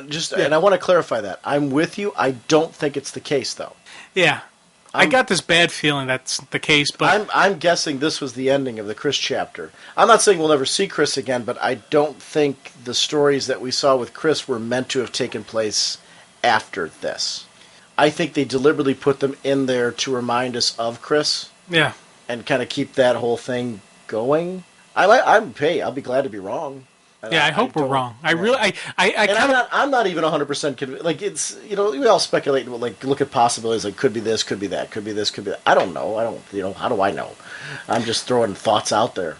Yeah, see, I am, part of me, I'd love to say that I'm 100% right, but I can't even say that, because you think about just, a lot of times with comic books, they don't want to really shake the ground that much. You have your main basic mythos. You have Lois and Clark, you have Ma and Pa Kent. They don't want to throw in the kid onto it. So I don't know. Here's the part, like, in the back, like, wouldn't you, at this point in time, this was put together after the fact. Mm-hmm. We got to be honest with that, right? Yeah. Okay. Why would they, in his dialogue, after sacrificing his chance at a normal life to save Superman, lure Zod, return to the Phantom Zone, his whereabouts remain a mystery? Wouldn't they have taken that opportunity to say, and you know... Right, he made it... Yeah, I know. He made it out, and how he escaped is yet to be determined. Right, see, that would have been a perfect time to put it in there, and I don't know, To me, when I was reading that, I just don't see that he... Yeah. Now, as we're talking about the backup story to this, which had some just beautiful art. Stefan Roux and Karine Bocanfuso, Boccanfuso, just in case I don't want to butcher her name. But this was another thing where I was just looking at it. It was a cool thing because it had all the Kryptonians, it had all the people in the Phantom Zone, but it also had the reporters. And I gotta say, Clark here too. If you look at his facial structure, there's a lot of Christopher Reeve feature in there when you look at it. I think they do that on purpose. To be honest with you, there's been a lot of people who've been Superman, but for some reason, Christopher Reeve is, even for me, is still the guy I look to as Superman. I like everybody else who's played him. Love the TV show. Crazy about Smallville, but it was just something about Christopher Reeves. He was really the first guy that made us believe a man could fly, and it was just that cool, that whole dun dun dun dun dun moment when you see him flying off. And I like when the artists do that, and they kind of do a nod to him, saying just how significant he was to the Superman mythos. These double pages are really, really sharp, though. Like, this is an artist to watch. It really is an artist to watch. From, the Phantom Zone criminals straight on through to the Daily Planet staff. It really is just very good-looking, terrific art. Plus, I like how there's a Superman profile and a Clark Kent profile. Yeah. The two different pages, they have to have both because he is two separate people, and it's showing how people see both characters. And one of the things that they did in there that I was like, it never really dawned on me, but I love the fact that it's with Jimmy Olsen. They showed how Clark sees Jimmy. Clark sees Jimmy the way Perry sees him, as this incredible, as this person who has this potential to be the greatest reporter ever. He's got the chops. He's got what it takes. He just needs the confidence. He just needs to step up and be Jimmy Olsen, the reporter. He needs to be James Olsen, the reporter. And I like that they show that that's why Clark is friends with Jimmy. It's not just the big brother or the little kid that, who's around. There's something more there. Clark sees the diamond in the rough. And that was a cool distinction. Yeah, I really liked it. Overall impressions of it, I'm agreeing with you on the confusion still. I don't want to, a lot of times when I throw out speculation, I think people kind of sometimes confuse any speculation that we do as us putting our feet in the ground and saying, this is definitely what happened.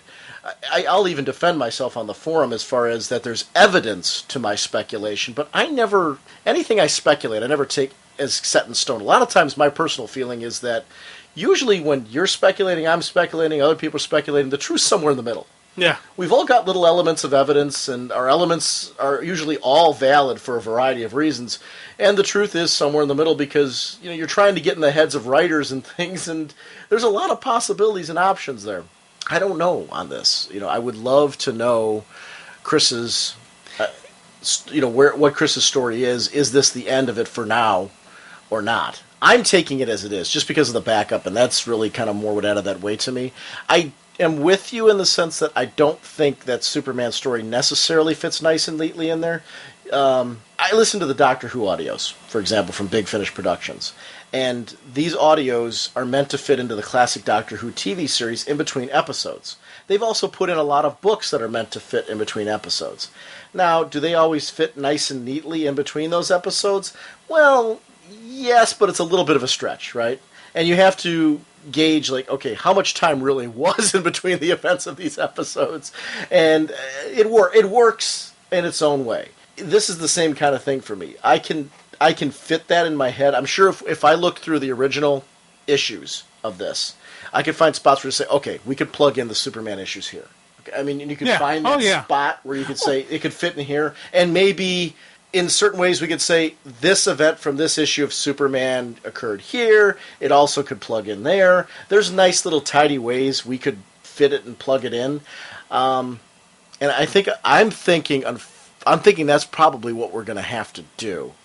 Unless I am dead wrong and this took place afterwards. If it took place afterwards, we're going to get a cool story as far as how Chris got out of the Phantom Zone. Yeah, and I personally think we'll get some type of explanation, even if it's just like a dialogue between Bruce and Clark saying about how he misses Chris. Right. There'll be something there. I'm confident we'll get something. I don't know when we'll get it, but we'll eventually get it. Because right now I know there's still more story going on with Chris, and Lois and all that. So right, and maybe it'll be in that story. Right, maybe we don't know, and maybe they'll be in that story, that clarification as far as where it fits in. Yeah, but overall, I think you can tell I really enjoyed this story. It was a fun read for me. As I said, at the end of the day, I'm glad I read it, and to be honest, I am thinking about picking up the trade on this, just so I can have this whole story, so I can sit down and read it through, just and enjoy what it is. I'm almost positive I pre-ordered the hardcover. See, I didn't pre-order the hardcover, but it was reading the annual that made me go, okay, now that I've seen the whole story, I think I'm going to pick this up. So I'm now leaning, I'll probably pick it up. And let me explain that. I don't want to seem like I know there's a lot of people that have different emotional patterns on this one. As far as we've had friends of the show who are emotionally very upset over the delay on this. And I don't want to think that I'm not sensitive to that and I don't get that. We all have different approaches and different views on things, and that's fine. I respect that. All I can do is share my own opinion. I can't look at a comic and when there's one section of the comic that was at fault for a delay, and all of a sudden fault the rest of the creative team. I have to look at the rest of the creative team and say, well, okay, they put a lot of work in this, so I'm going to approach this book with an open mind and take a look at it. I didn't go back when I read this and reread the initial issues. I did that on purpose because I wanted, when you and I discussed this, if there were areas where I'm like, what just happened here? I wanted that to come through so we could naturally talk about what was our experience like after all this time. I didn't run into that. I didn't either. I did the exact same thing you did. I didn't seek out my previous stuff. That's part of the reason why I want to get that trade, because I want to read it from start to finish and just see if I enjoy it even more. But this was just pure cold reading, pulling the Action Comics off the shelf, the annual off the shelf, and just reading it flat out. I will say my one disappointment is, in the end, I found it enjoyable. I found it good. I agree with you. There was parts in the artwork and the storyline where I was like, yes, that is awesome. It's stellar. I think, though, if it had all come together at the right time, this would have been a very different conversation, and this would have been one of those things where, like, I remember when we initially read the first issues of this, we were drooling. Yeah. And it really was that kind of presentation. I'm not in that place now, but I enjoyed it greatly. So it's just there's some of the bang's been lost, though, and I do feel that. But I'm glad I read it, and I'm glad I picked it up, and I'm with you in the sense that the money I spent on the annual was money well spent. I'm glad I got the whole story. I didn't feel like I had this overwhelming need to go back and reread it, but there was something. Why don't we, because maybe we'll have a few further comments after this, why don't we listen to the audio comment that we have and kind of go from there and see where we're at? Can Batman escape? One hint, the worst is yet to come. Hi, Sean and Jim. This is Jason Page, Darth Dad on the forums, and just listening to episode 115 and your discussion on Action Comics in the Top Bullets segment, and really kind of inspired me to want to sit down. And since I had the last book from this last week's books, which was May 7th's comics, the last book that I needed to read was the Action Comics Annual.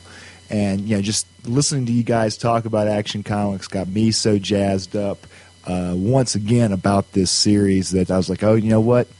I've been enjoying it so much. I want to go back through and going back to annual number 10, reread the entire Last Son story arc. And, really glad I did. This is really the way to have read this story. Obviously, I would not have, if I had just read the annual 11 as a standalone issue, I would have liked it, but it would not have been the same experience. I had some real geek out moments, and I just kind of talk about those as I get to them. So I'm just going to kind of give some quick highlights from each of the issues. So, Action Comics Annual number 10. This came out about 15, 16 months ago, and the story that relates most directly to the Last Son story is Non's origin. But before I continue that, I just say that none of these stories that are in this Annual 10 are really direct tie-ins. So in other words, you don't really need to read this to enjoy the story, but they were just kind of nice. I would almost call them DVD-type extras that really enhanced my enjoyment. But I by no means didn't have to read this particular annual to enjoy the story from start to finish. But the thing that jumped out at me first thing was Non's origin. Going back to Superman 2, he was really, to me, always the least interesting of the three. Zod and Ursa, each had their, kind of their own endearing villain qualities, while, Non was just kind of almost just there. Didn't really bring anything to the table as far as I was concerned. But after reading this story, in my opinion, he might be the most fascinating of the three. For those of you who haven't read it, essentially what happened is that Non was Jor-El's mentor, and Non confirmed Jor-El's results that planet Krypton was doomed and was going to be destroyed in a matter of months. Jor-El and Non went about telling others about this. The Kryptonian Council did not particularly care for this, some members of the council kidnapped Non and lobotomized him. And it was really, it wasn't until Zod and Zod and Ursa initially, from orders on the council, were trying to stop Non and Jor-El from spreading these rumors that the planet was doomed. And then once they heard the evidence for themselves, they believed them, turned away from the council, wanted to, and especially after Non was lobotomized, wanted to use that as vengeance against the council. Jor-El's like, no, hey, they'll pay for what they've done later. We're not going to have a violent overthrow of the government. And eventually, because of this, Jor-El has to squash his former friend and Zod and Ursa and put them in the Phantom Zone. So it was a really great story, very nicely illustrated, and once again, this is something that, to me, in future stories about Zod, Ursa, and Non, it's really going to kind of highlight this character for me in the future as not just a throwaway character, but somebody who has an interesting story to tell. A couple other kind of interesting notes that will eventually play into the Last Son story. There was just a short thing about Superman Revenge Squad that, nothing big, but just gave some nice background that would definitely pay off later in the Annual 11. I guess I wasn't real familiar with the concept of the Phantom Zone projector, which this kind of the introduction that it gives in the Annual was kind of a nice thing as far as the ending to the story in Annual 11. I think I would have still understood it. It was just kind of a nice little blurb, basically. Also, the different forms of kryptonite were highlighted, which once again plays into it big later. My favorite story, though, has to be the origin of Mon-El. Very, very, very cool. The story is titled Superman's Older Brother, Mon-El, and the reason he gets the name Mon-El because he crashes in his spaceship and bumps into Clark on his way home from school on a Monday, and as in M-O-N. And it's really great because it really highlights kind of the feelings of seclusion that Superman Clark has been feeling really up until he has the opportunity to become a part of the Legion of Superheroes. Now he has a chance to play baseball without the possibility of breaking Sam or one of his other friends' arms. He has the opportunity to fly around and help people and do what he knows is right. And he has someone he can share these things with. And it's just really, really just that desperation that we've all felt when we've moved, to a different state or to a different town and have to go to a different school and haven't been able to have the type of friendships that we once did or ever did. And it was once again one of these stories that really kind of made you remember, what it felt like as a kid to want somebody who you could talk to that was interested in the same things that you were, and you could let know the secrets that you had and things like that. So just a great, great, great, great story. Moving on to Action Comics 844, the issue starts out with a very familiar scene. A spaceship crash lands on Earth, but instead of a field in Kansas, it happens in the middle of Metropolis. A young boy emerges from the ship.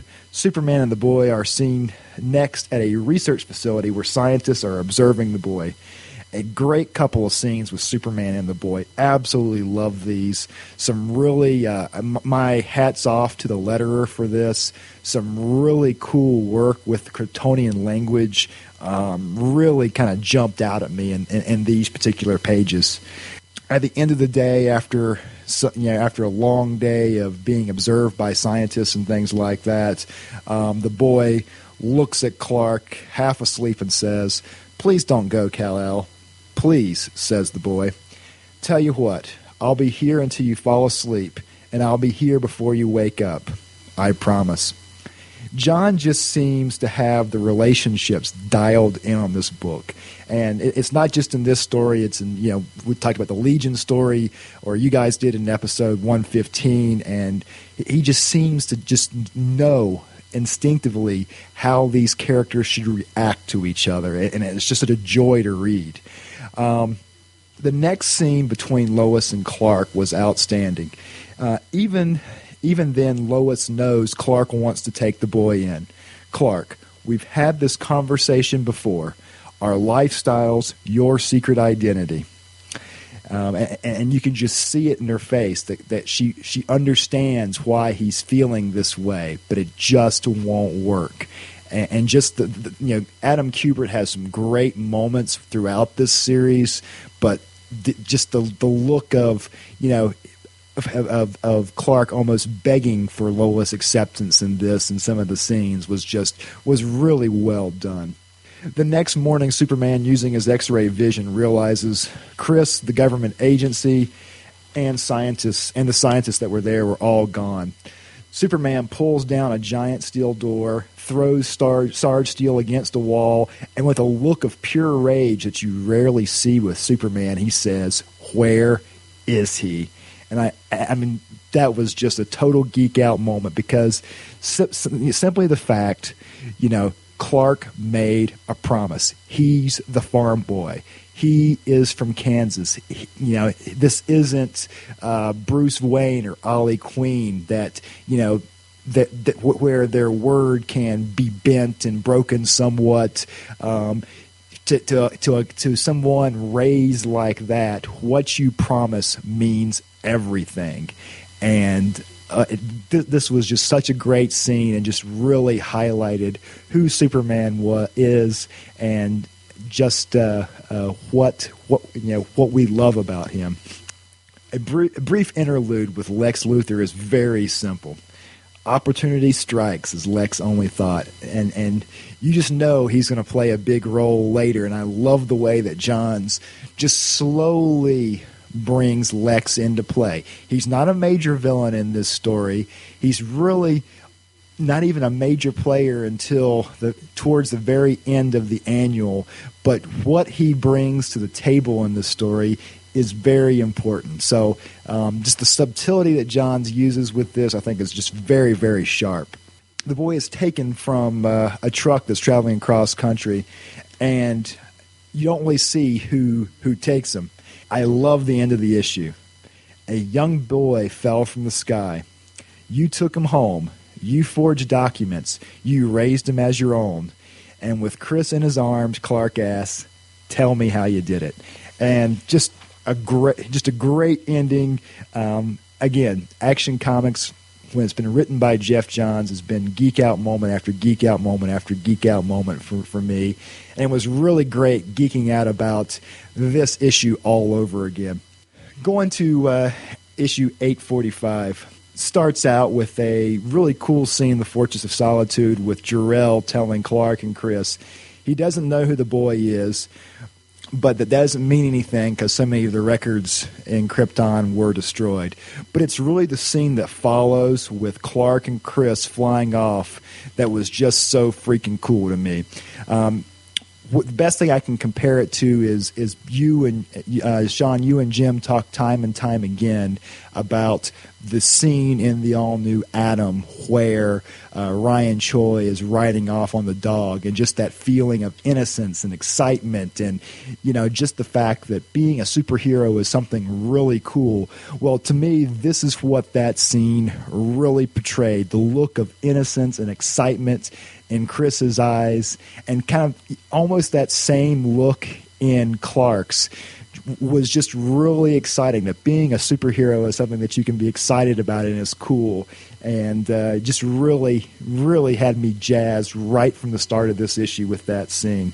I love the conversation between Clark, Lois, Mom, Pa Kent, and Chris about the pros and cons of Lois and Clark adopting Chris. Lois's plea to Clark spoke volumes the way she understands him. "I know you want to help this kid. I know you see yourself in him, but we can't do this. We can't be this boy's father and mother. The response to this declaration to Clark comes from Chris. Floating 3 feet in the air, hands in his pocket, he asks, why? The childlike innocence was perfectly portrayed by Adam Kubert, and it's something that I don't think I can really describe adequately, just trying to talk about it. It's really a page you have to look at, just the way he's looking at everybody in the room. Great scene. Later at a press conference, Lois and Chris exchange looks. Lois doesn't like me, Chris tells Superman, and just really continues to play off the fact that Lois is looking out for Clark's best interest. At least she thinks she is. While, all this boy wants to do is to be accepted by this man that, has accepted him, and obviously he already looks up to. Right at this moment, Bizarro attacks, and he's actually unleashed by Lex Luthor. And he was on orders from Lex to kidnap the boy. Bizarro snatches a boy from his mother's arms and snaps the kid's arm. You am not Superboy. You break. Great fight between Bizarro and Superman, but what stood out to me was Lois's reaction to not seeing Chris immediately. Where is he? And then when she does see him across the street, somebody help him. The look of fear on Chris and Lois's faces told the story of their feelings. As Lois helps the scared boy out of the bus that had fallen on him, she says, "It's all right now. Everything's going to be..." And then what's amazing about this next scene is John perfectly contrasts what it's like to be a scared little boy who also happens to be one of the most powerful beings on the planet. When Chris flies up to catch the falling Daily Planet globe. Just a great scene. There are scenes right before this where you can feel the terror in Chris's eyes as Lois is trying to comfort him. And then with that globe falling, just that quick reaction that he takes to fly up and catch it was really a great contrast that really, I think, only writers like Jeff Johns can really capture. After Superman takes out Bizarro, he's floating by Lois and Chris, and Lois looks up and says, "I said we couldn't do it, but I want to try." And you knew this was coming as kind of this relationship developed between Lois and Chris in this moment of crisis. But it was such a cool scene. But of course, the biggest geek out moment for me, and I think I posted this on the forums back when this issue originally premiered, has to be Lois, Clark, and the boy walking through the park, and Clark telling Lois, talking about what they should, what his name could be if they're really going to try adopting him. And Clark tells her, "Well, you've had a name picked out for years. It's Christopher." And as a longtime Superman fan, it was just such a cool geek out moment to honor Christopher Reeves in that way. It was definitely a hell yeah moment. Just can't say enough great things about this scene, and it was fantastic. Definitely, this is one of those things that I've talked to many, many people about. This issue ends with Ursa, Non, and Zod escaping from the Phantom Zone thanks to the help of their son. Issue 846. Love seeing Zod, Ursa, and Non back in the Fortress of Solitude talking to Jor-El.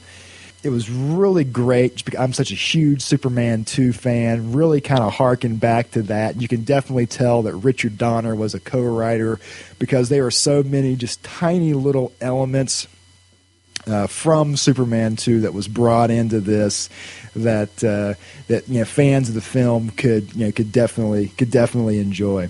The brief history of the Phantom Zone worked really well for me here as well, because we got to learn about some of the Kryptonian criminals sent to the zone who appear later in the annual 11.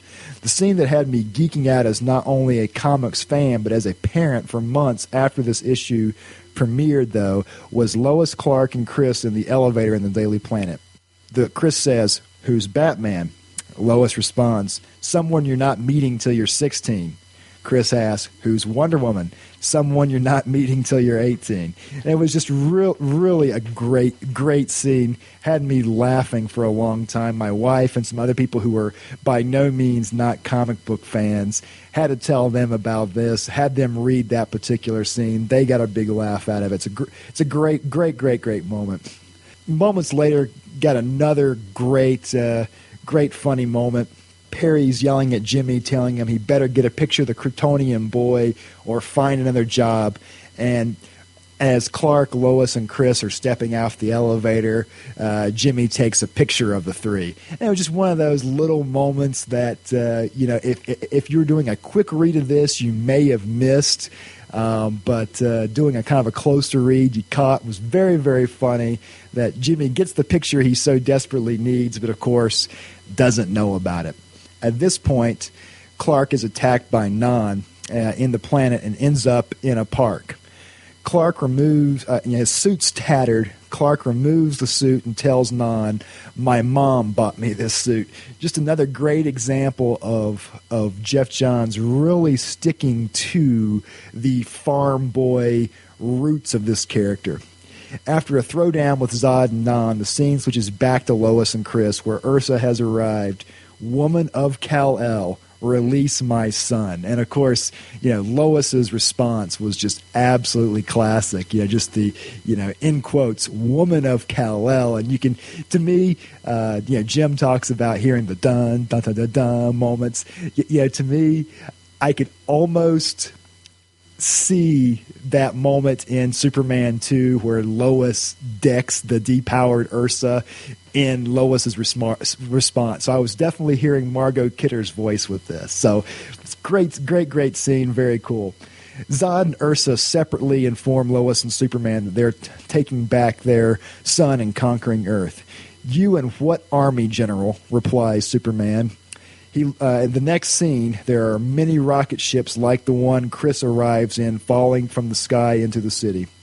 On one of them is Jack Sore, the man responsible for destroying Krypton's moon. Dozens of Kryptonian prisoners versus the Man of Steel is how this issue ends.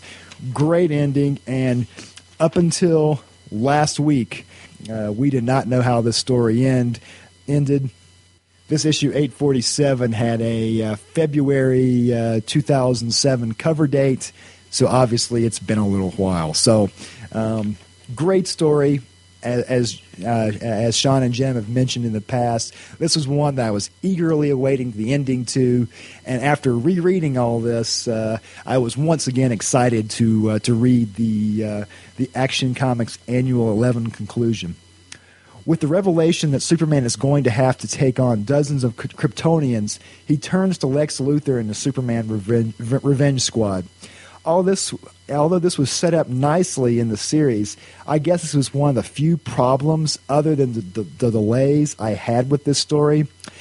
To me, it would have been more in Superman's character to have gone to see Kara and the JLA or the JSA for help than to turn to Lex Luthor. But just a minor nitpick, is one of those things that it worked really well in the storytelling. But as far as what the true character would have done, to me it seemed like that would have been more along the lines of what Superman would have done.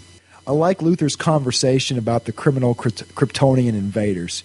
It really showed that Luthor actually thinks he's doing the right thing by trying to kill Superman. I always find that villains like Luthor and Black Adam, who know they're doing wrong, but in their minds they are doing it for the right reasons, and this makes them not only more interesting but much more dangerous as well. It's one of the things I like about these types of characters.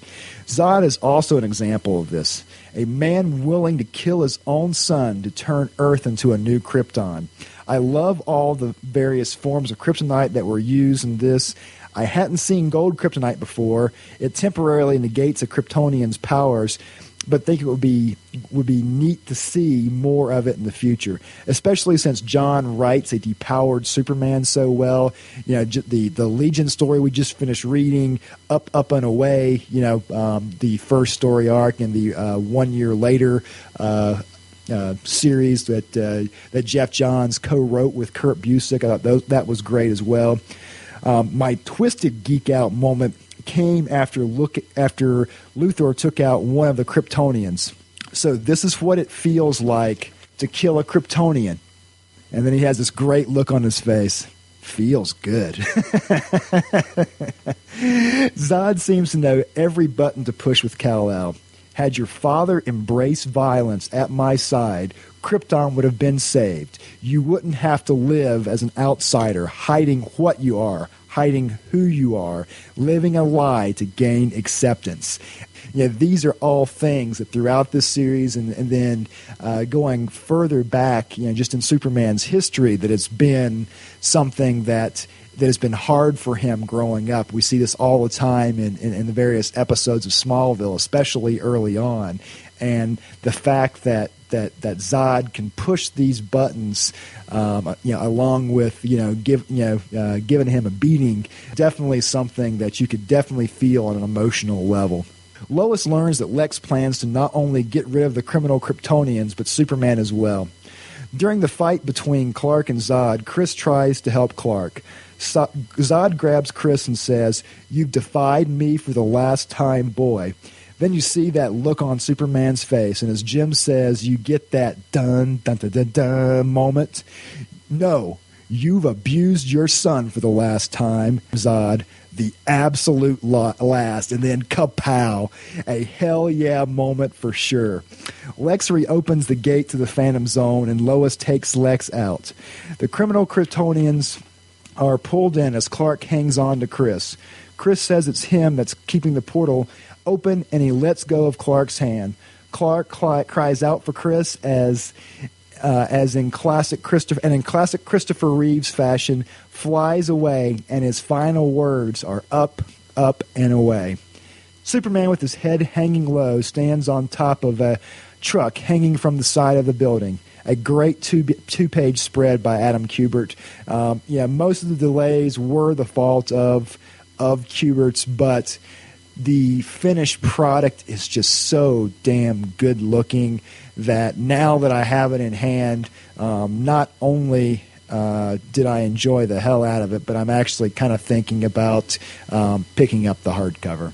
At the Bugle, Perry needs one more headline, and Lois turns one in that reads, "Kryptonian boy saves Metropolis." "It wasn't that boy, it was me," cries Lex. In a heartfelt conversation between Jor-El and Clark, Jor-El apologizes for his failures. And I love Clark's line here. "You didn't fail me, Father. You gave me a chance at a life, and for that, I'll be forever grateful." Going back to the Phantom Zone projector, Mon-El tells Superman there's no sign of Chris, but they'll never stop looking.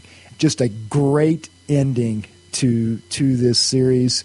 I'm not expecting it anytime soon, but I definitely want Johns to come back to this storyline at some point during his run, because it was such a powerful series, and even though there were the delays, it definitely affected my enjoyment of it from start to finish. Now that I do have the final product, all I have are good things to say. So for those of you who were maybe avoiding this because of the delays, please do yourself a favor. If you haven't picked up Action Comics at all, then definitely pick this hardcover or trade up, because it's a great read. If you just refuse to pick up the annual because you didn't want any part of this story because of the delays, I would definitely rethink this. I certainly understand the decision behind it or the thought process behind it, but you're really missing out on a fantastic end of the story. All right, guys. Well, that's all I have. I know this is kind of longer than my normal audio comment, but I definitely wanted to get this out to you, just on my thoughts on this. And Jim, you can definitely be expecting a blurb or a thought about Action Comics Annual 11 in my top bullets next month. I certainly can't imagine a whole lot being better than this. All right, guys. Talk to you later. Bye. I got to say, first of all, thank you for that audio comment, because I had not gone back and reread the issues on purpose, because I felt for the sake of doing this process, it would be more interesting if there were parts where I didn't understand it. While I completely understood Action Comics Annual number 11, there was so much of what he went through there right now. He actually made me enjoy the whole thing even more. I was like, oh, hell yeah, there was that moment, and there was that moment. The great moments with Lois, and then the moments where, he was standing there with Chris, and Chris was like, why can't you have me? And the Sergeant Steele stuff and all that, I totally forgot. Here's the thing. He just joined a very distinctive group. That has helped me, convince me to pick up a comic. You got me into comics. Ian got me picking up Hero Clicks. Now I am definitely picking up the hardcover of this, just because hearing the whole story and hearing like, oh yeah, I really gotta have this. So yeah, so I'm now definitely gonna pick up that hardcover. And it was just hearing the whole story. It's like it's what I thought. I was thinking like after I read the annual, I was like, yeah, I'd kind of like to. I'm thinking I may get it now, and here you got it. It is a full, complete story. I like that, and I agree with his passion behind it, though. If somebody you're taking like one section of it, you're saying, well, just because the art was, I'm going to avoid this because of the art, and that because that delayed and all that. You're really discounting the fact that there's a lot of other people that worked on this book, and I would really urge you. I agree with him to reconsider that too, because I really enjoyed it. It's funny. I walked on this when I was doing the review back there. I was like, it was good. I had a good time with it, all that stuff. Now that he's gone through and reminded me of everything else that led up to this, I'm like, well, no, all right, I had a much better time than I thought. I want to go back and reread the whole thing now. I think I'm going to save that, though, for the hardcover.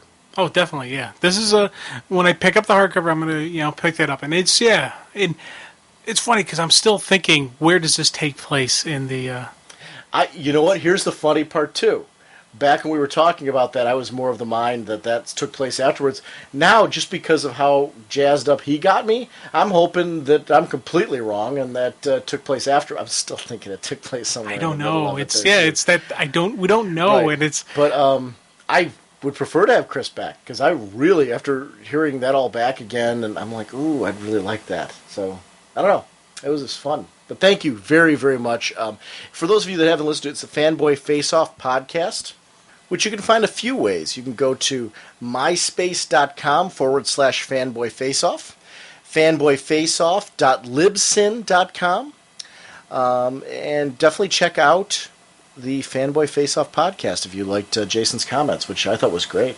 I had no idea that he had done. I don't listen to the audio comments before we do ours because I'm always afraid that I'm going to bleed them over into our discussion, and then all of a sudden people hear the audio comment and be like, well, I just heard that. So this way they got to hear his comments, they got to hear our comments, and it was nice and separate. But I'm glad that he went back through and did a summary all the way back to the beginning of all this, because I think maybe some people who didn't get to read those issues in a long time, like us, had the opportunity to kind of go back and now get something more out of this. That was cool. To the Batmobile. Let's go. Atomic batteries to power. Turbines to speed. Here, ready to move up.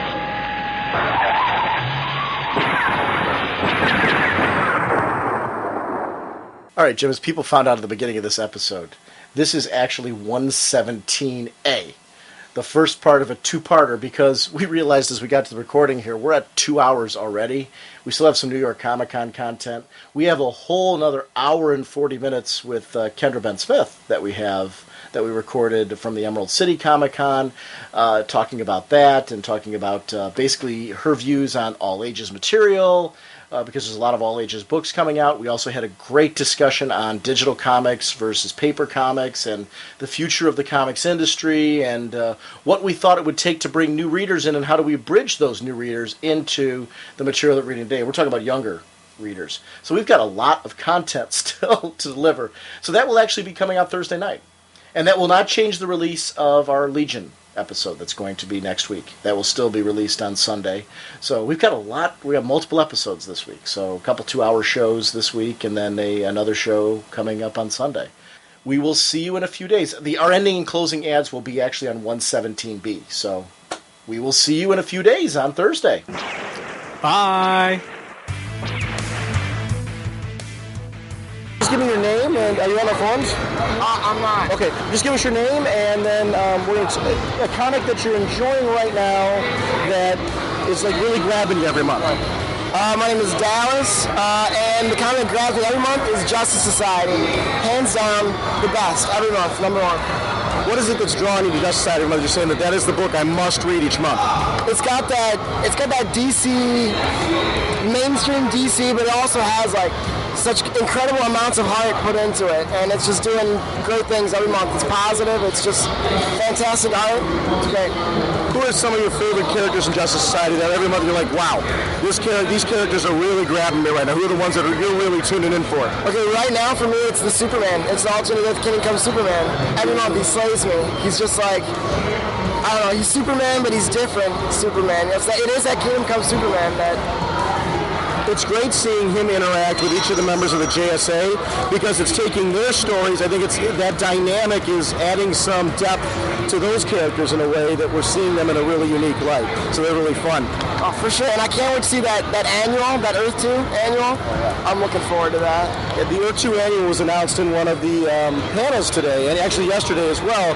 And this is going to be, it's the JSA annual this year, is going to be Power Girl Goes Back to Earth 2. Remember, one of the 52 Earths is Earth 2.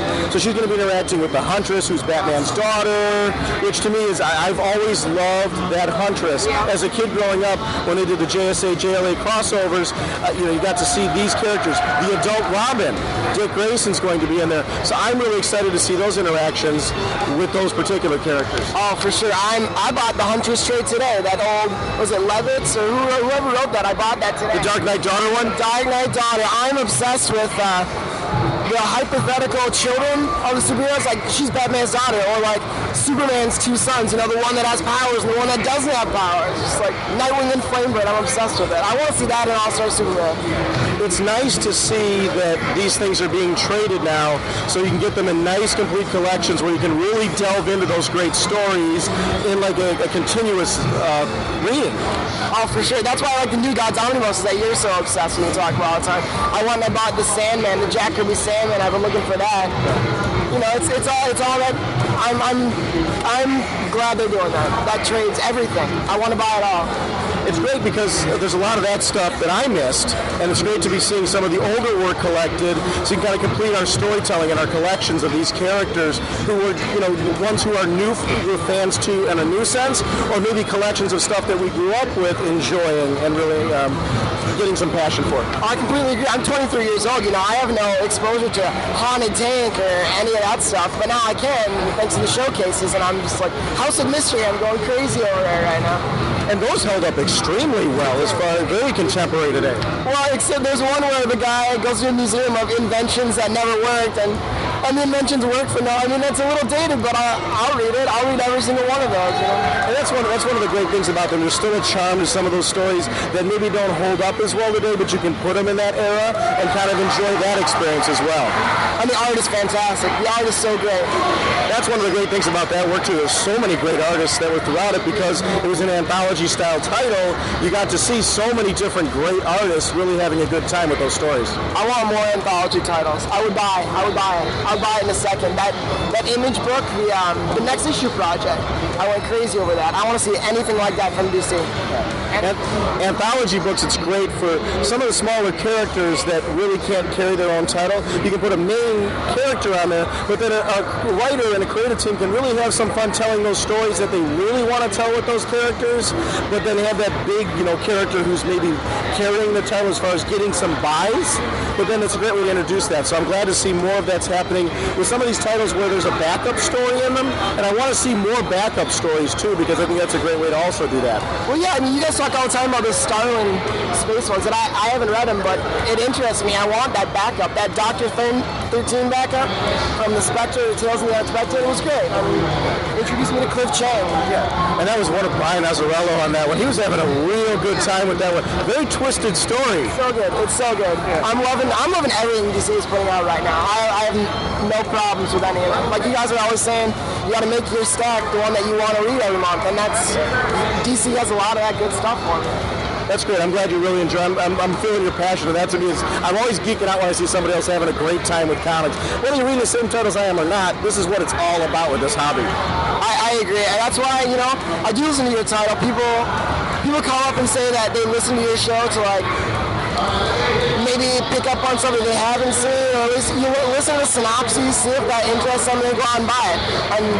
And that's great. I can catch up on, like, I don't read Nightwing, but I love, like, hearing you guys tell me about Nightwing. It's great. Great. Well, thank you for listening, and thank you for being a part of the show. If it isn't for you guys, there's no reason for us to be here. So I appreciate you taking the time out of your schedule to make us a part of your week. So thank you so much for making the show. And make it as long as you want every time. I sit there and listen to it at work. I don't understand people that complain about the length of the show. I don't get it. That's one of the great things. Like I've said it before on the show, we belong to a podcast community, which is where we are right now in Podcast Arena. And there's a lot of variety of shows here. There's something for everybody, and that's we're kind of our thing. We're for our audience. But there's just like we talk about comics that are for everybody. There are podcasts that are for everybody here. And on this particular episode or series of episodes, we're going to be shouting out a lot of our fellow podcasters who are just absolutely wonderful in what they're doing. So it's great. So thank you for stopping by. It's a pleasure to meet you. Thanks so much. Thank you so much for recording my stuff. I love to be on the show. Great. That's cool. Just quickly give us your name. Are you on the forum? Yeah. Just give us your name and your forum name. Hi, I'm Al. My forum name is Rebus02. What's something that you're reading right now that's really grabbing you? Green Arrow, Black Canary. That's great. What is it about that series that's making you want to check it out every month? Just the way he writes them as people. When Connor got shot and Ollie just starts yelling for Clark's name over and over and louder and louder, that was just perfect. It's like, yeah, if you know Superman and something that bad happens, just yell for him until he shows up. And that sense of real desperation, which is what somebody would be really feeling at that time, really grabbed me too. It just made it feel more real too. He knows this guy. He's not going to just say, oh, we'll just drive back and hope he lives. No, call the fastest man in the world who can fly to get him to a hospital now. That's awesome. Is there anything else that's grabbing you right now at the moment that you really want to shout out? Probably Justice Society. That's all. I just love the way they bring all the characters, the old Golden Age ones, and new versions of them. Bringing the Kingdom Come Superman. They always think of something new, and it's always interesting. I like the variety of the characters too, because it just seems like you said, when the Kingdom Come Superman came in, that added a new dynamic to it. When they add new characters to the team, that adds a dynamic too. Do you have some favorite characters on the Justice Society right now that are really standing out for you? Stargirl, because I read Stars and Stripes when it came out, so I always liked that one. Starman, because I've been reading Wheaton for years, so once I saw it was him, I was excited about that. I always liked Power Girl when she was in JLI. And my uncle, original Red Tornado. Anyone who has a big bucket for a hat, for a helmet, I love that. That's great. Are you excited about the Power Girl series that's going to be coming up? Because you mentioned Power Girl. Did you know about that one? It's Jimmy Palmiotti, Justin Gray, and Amanda Connor. Oh, like the JSA Chronicles book. Yeah. It's Jeff Johns was the writer of that, but it's the same art team that ran it before. Cool. I didn't know that. Yeah. So they're going to be doing, and actually they're spinning it out of that. They want to follow that kind of format, that kind of theme to the series. Mini or ongoing? Ongoing. Cool. Yeah, I'll definitely get that then. It was one of the news that was at the panel today, was that they're going to be continuing that series. They showed some Amanda Connor's art. It looks like it's going to be a lot of fun, so that's great. I'm looking forward to that. Yeah. Well, thanks very much for listening to the show. And thank you. Thank you for doing it. There you go. Appreciate it. Okay. Just give us your name and your forum name, and then something that you're reading right now that's really grabbing you. My name is Will S. on the forum, and my name is Will, and I'm awesome, and I'm enjoying Countdown. What is it that you're liking about Countdown that's making you catch it every week? Well, the characters, all the New God stuff, it's just all awesome. Do you have a favorite thread right now in Countdown? Something that you're really enjoying the most? Like which characters are you enjoying following? Well, mostly the New Gods. I can't wait for them to be reborn to the Fifth World, and then just I can't wait to see the redesigns of it. So you're really excited about the fact that this is leading into Final Crisis and the next era for DC? Yeah, most definitely. I can't wait for Final Crisis. And they better really surprise me with that one though, because lately it's been a little teetering off a little bit. But other than that, it's been pretty awesome. Yeah. That's great. Is there another title right now besides Countdown that's grabbing you? Or? As far as DC goes and stuff, well, Green Lantern has been really great. Yeah, Green Lantern Corps, it's all good. Do you have a favorite Green Lantern? Is it Hal or is it one of the other ones? maybe Kyle. Kyle is like a little bit better because like Hal is good, but they haven't been really characterizing him as much lately because they've been focusing on the whole war. But but Kyle is the man. Are you finding that you're identifying with him because of how much they got into his head during Sinestro Corps? Yeah. It's he's like more down to earth than Hal. Hal is like he's good, but he's a little too much of an icon. Kyle's like every guy, the everyman. So that's what I like about him. That's awesome. Thanks a lot for listening to the show, man. I really, really appreciate it. Oh, no problem. Honor's mine. I love the show. Joining us right now is writer Timothy Callahan, who wrote the Grant Morrison book, and we did that wonderful interview with you way back when. You've got a new book out that you want to chat about. Can you please tell our listeners about that? Because this one I'm highly interested in. The second you said it, I'm like, okay, we got to get this up and we got to start talking about this. Yeah, I have a new book of essays. I wrote one of the essays. I wrote the introduction. It's called Teenagers from the Future. It's a collection of essays dealing with the various eras of the Legion of Superheroes. We have Matt Fraction, who wrote the introduction, and Barry Liga wrote the afterword. And we have essays from James Cacalios, we have Chris Sims, and each essay has got a different take on the Legion. This is a great time to release a book on the Legion because the Legion's huge right now. We've got a great story with the Legion going on in Action Comics. We've got the Jim Shooter Legion that's going on right now. Legion of the Three Worlds is going to be coming out this summer. Just a lot of big Legion stories right now. Great time for fans who maybe are new to the Legion to take a look at some of these essays and get a handle on who these characters are. Yeah, absolutely. In fact, I ran into Jeff Johns yesterday, and I said, hey, thanks for Legion of Three Worlds, because that's going to sell a lot of books this summer for us. But basically, the book is designed to be an appreciation of the different eras and to really show readers what made each era different and to sort of apply a different critical lens. It's great for introducing people to the history of the Legion. And so if you have never read a Legion comic, but you've always sort of wanted to, which is what Matt Fraction says in the intro, this is a good book. It's a good place to start. If you're a Legion fan already, I think you'll find some new stuff in here. Where can people get this book from? It will be available in probably June online, Amazon.com, BarnesandNoble.com. Right now we have the promotional copy here at the show, but we have to put it through the bookstore channels, and it should be available this summer. Fantastic. Well, good luck to you, and thank you again for stopping by for an interview with us. I really, really enjoyed the Grant Morrison book. Are you still doing a follow-up to that one? I have put that on hold because I'm working on other projects. I'm writing some stuff for Comic Book Resources, and you'll see a column from me pretty soon from there. But I'd like to get back to Grant Morrison in the future. Is the column from Comic Book Resources going to be a weekly, monthly? What kind of thing are we looking for? Well, right now I'm one of their lead reviewers, so you'll see me every week doing reviews. And starting in May, hopefully, if everything works well, I'll be doing a weekly column that'll be analyzing some new release that week. When you get that, when the interviews are going and when the reviews are going and things like that, shoot me an email. We can have you on. We can talk about your column, and then just get a lot of our listeners to check out your column as well. Excellent. Sounds great. All right, great. Alan Kistler. Alan, tell us a bit about ComicMix.com. ComicMix.com is a new online site. We've been around for just over a year. Unlike a lot of sites, we actually have a lot of professionals on our mix. We've got Denny O'Neil, we've got Mike Grell, we've got John Ostrander, we have Mike Gold, former editor of DC Comics, Glenn Howman, and all these folks, Michael Davis, work regularly for Comic Mix and myself. And I'm not a professional, I'm a comic book historian who's just shown up in a couple of DVDs. And we just try to do the best job we can. We also do original comics online, and new work by Mike Grell and the rest, which are later in trade paperback form. We kind of skip over the pamphlet and paper process. Can you give us a little quick shout on a book that you're really enjoying right now, something every month that's bringing you back? Right now I'm really digging Avengers The Initiative by Dan Slott. I think it's a great ensemble cast, and it's really hard for some writers to make all the characters entertaining in some way. Usually you just have three favorites and the guy you hate. Dan Slott gives a great cast. Gail Simone on Wonder Woman is something that's long overdue. It's a fantastic read now. You're able to have a strong woman without making her seem unlikable or kind of jerkish. The other book I'm into right now is Adolescent Radioactive Ninja Hamsters. Oh, yeah, okay. I know. Is that a takeoff of the original series from years ago? It is actually a continuation of the original series, it looks like. This is a new group of hamsters. They are hilarious. They've got a Steven Seagal ripoff. They've got a Rock ripoff. It's hysterical. You can actually hear the voices of these celebrities when you see the hamsters in action. And I just think it's a great read. I think more comics should be this fun. It doesn't all have to be angst. Angst is fun, but you also just want to see, a hamster or a gerbil kick some ass. That's great. Well, Alan, thank you for your support for the show, and it was great to meet you, buddy. You too, and thanks for your podcast. Appreciate it.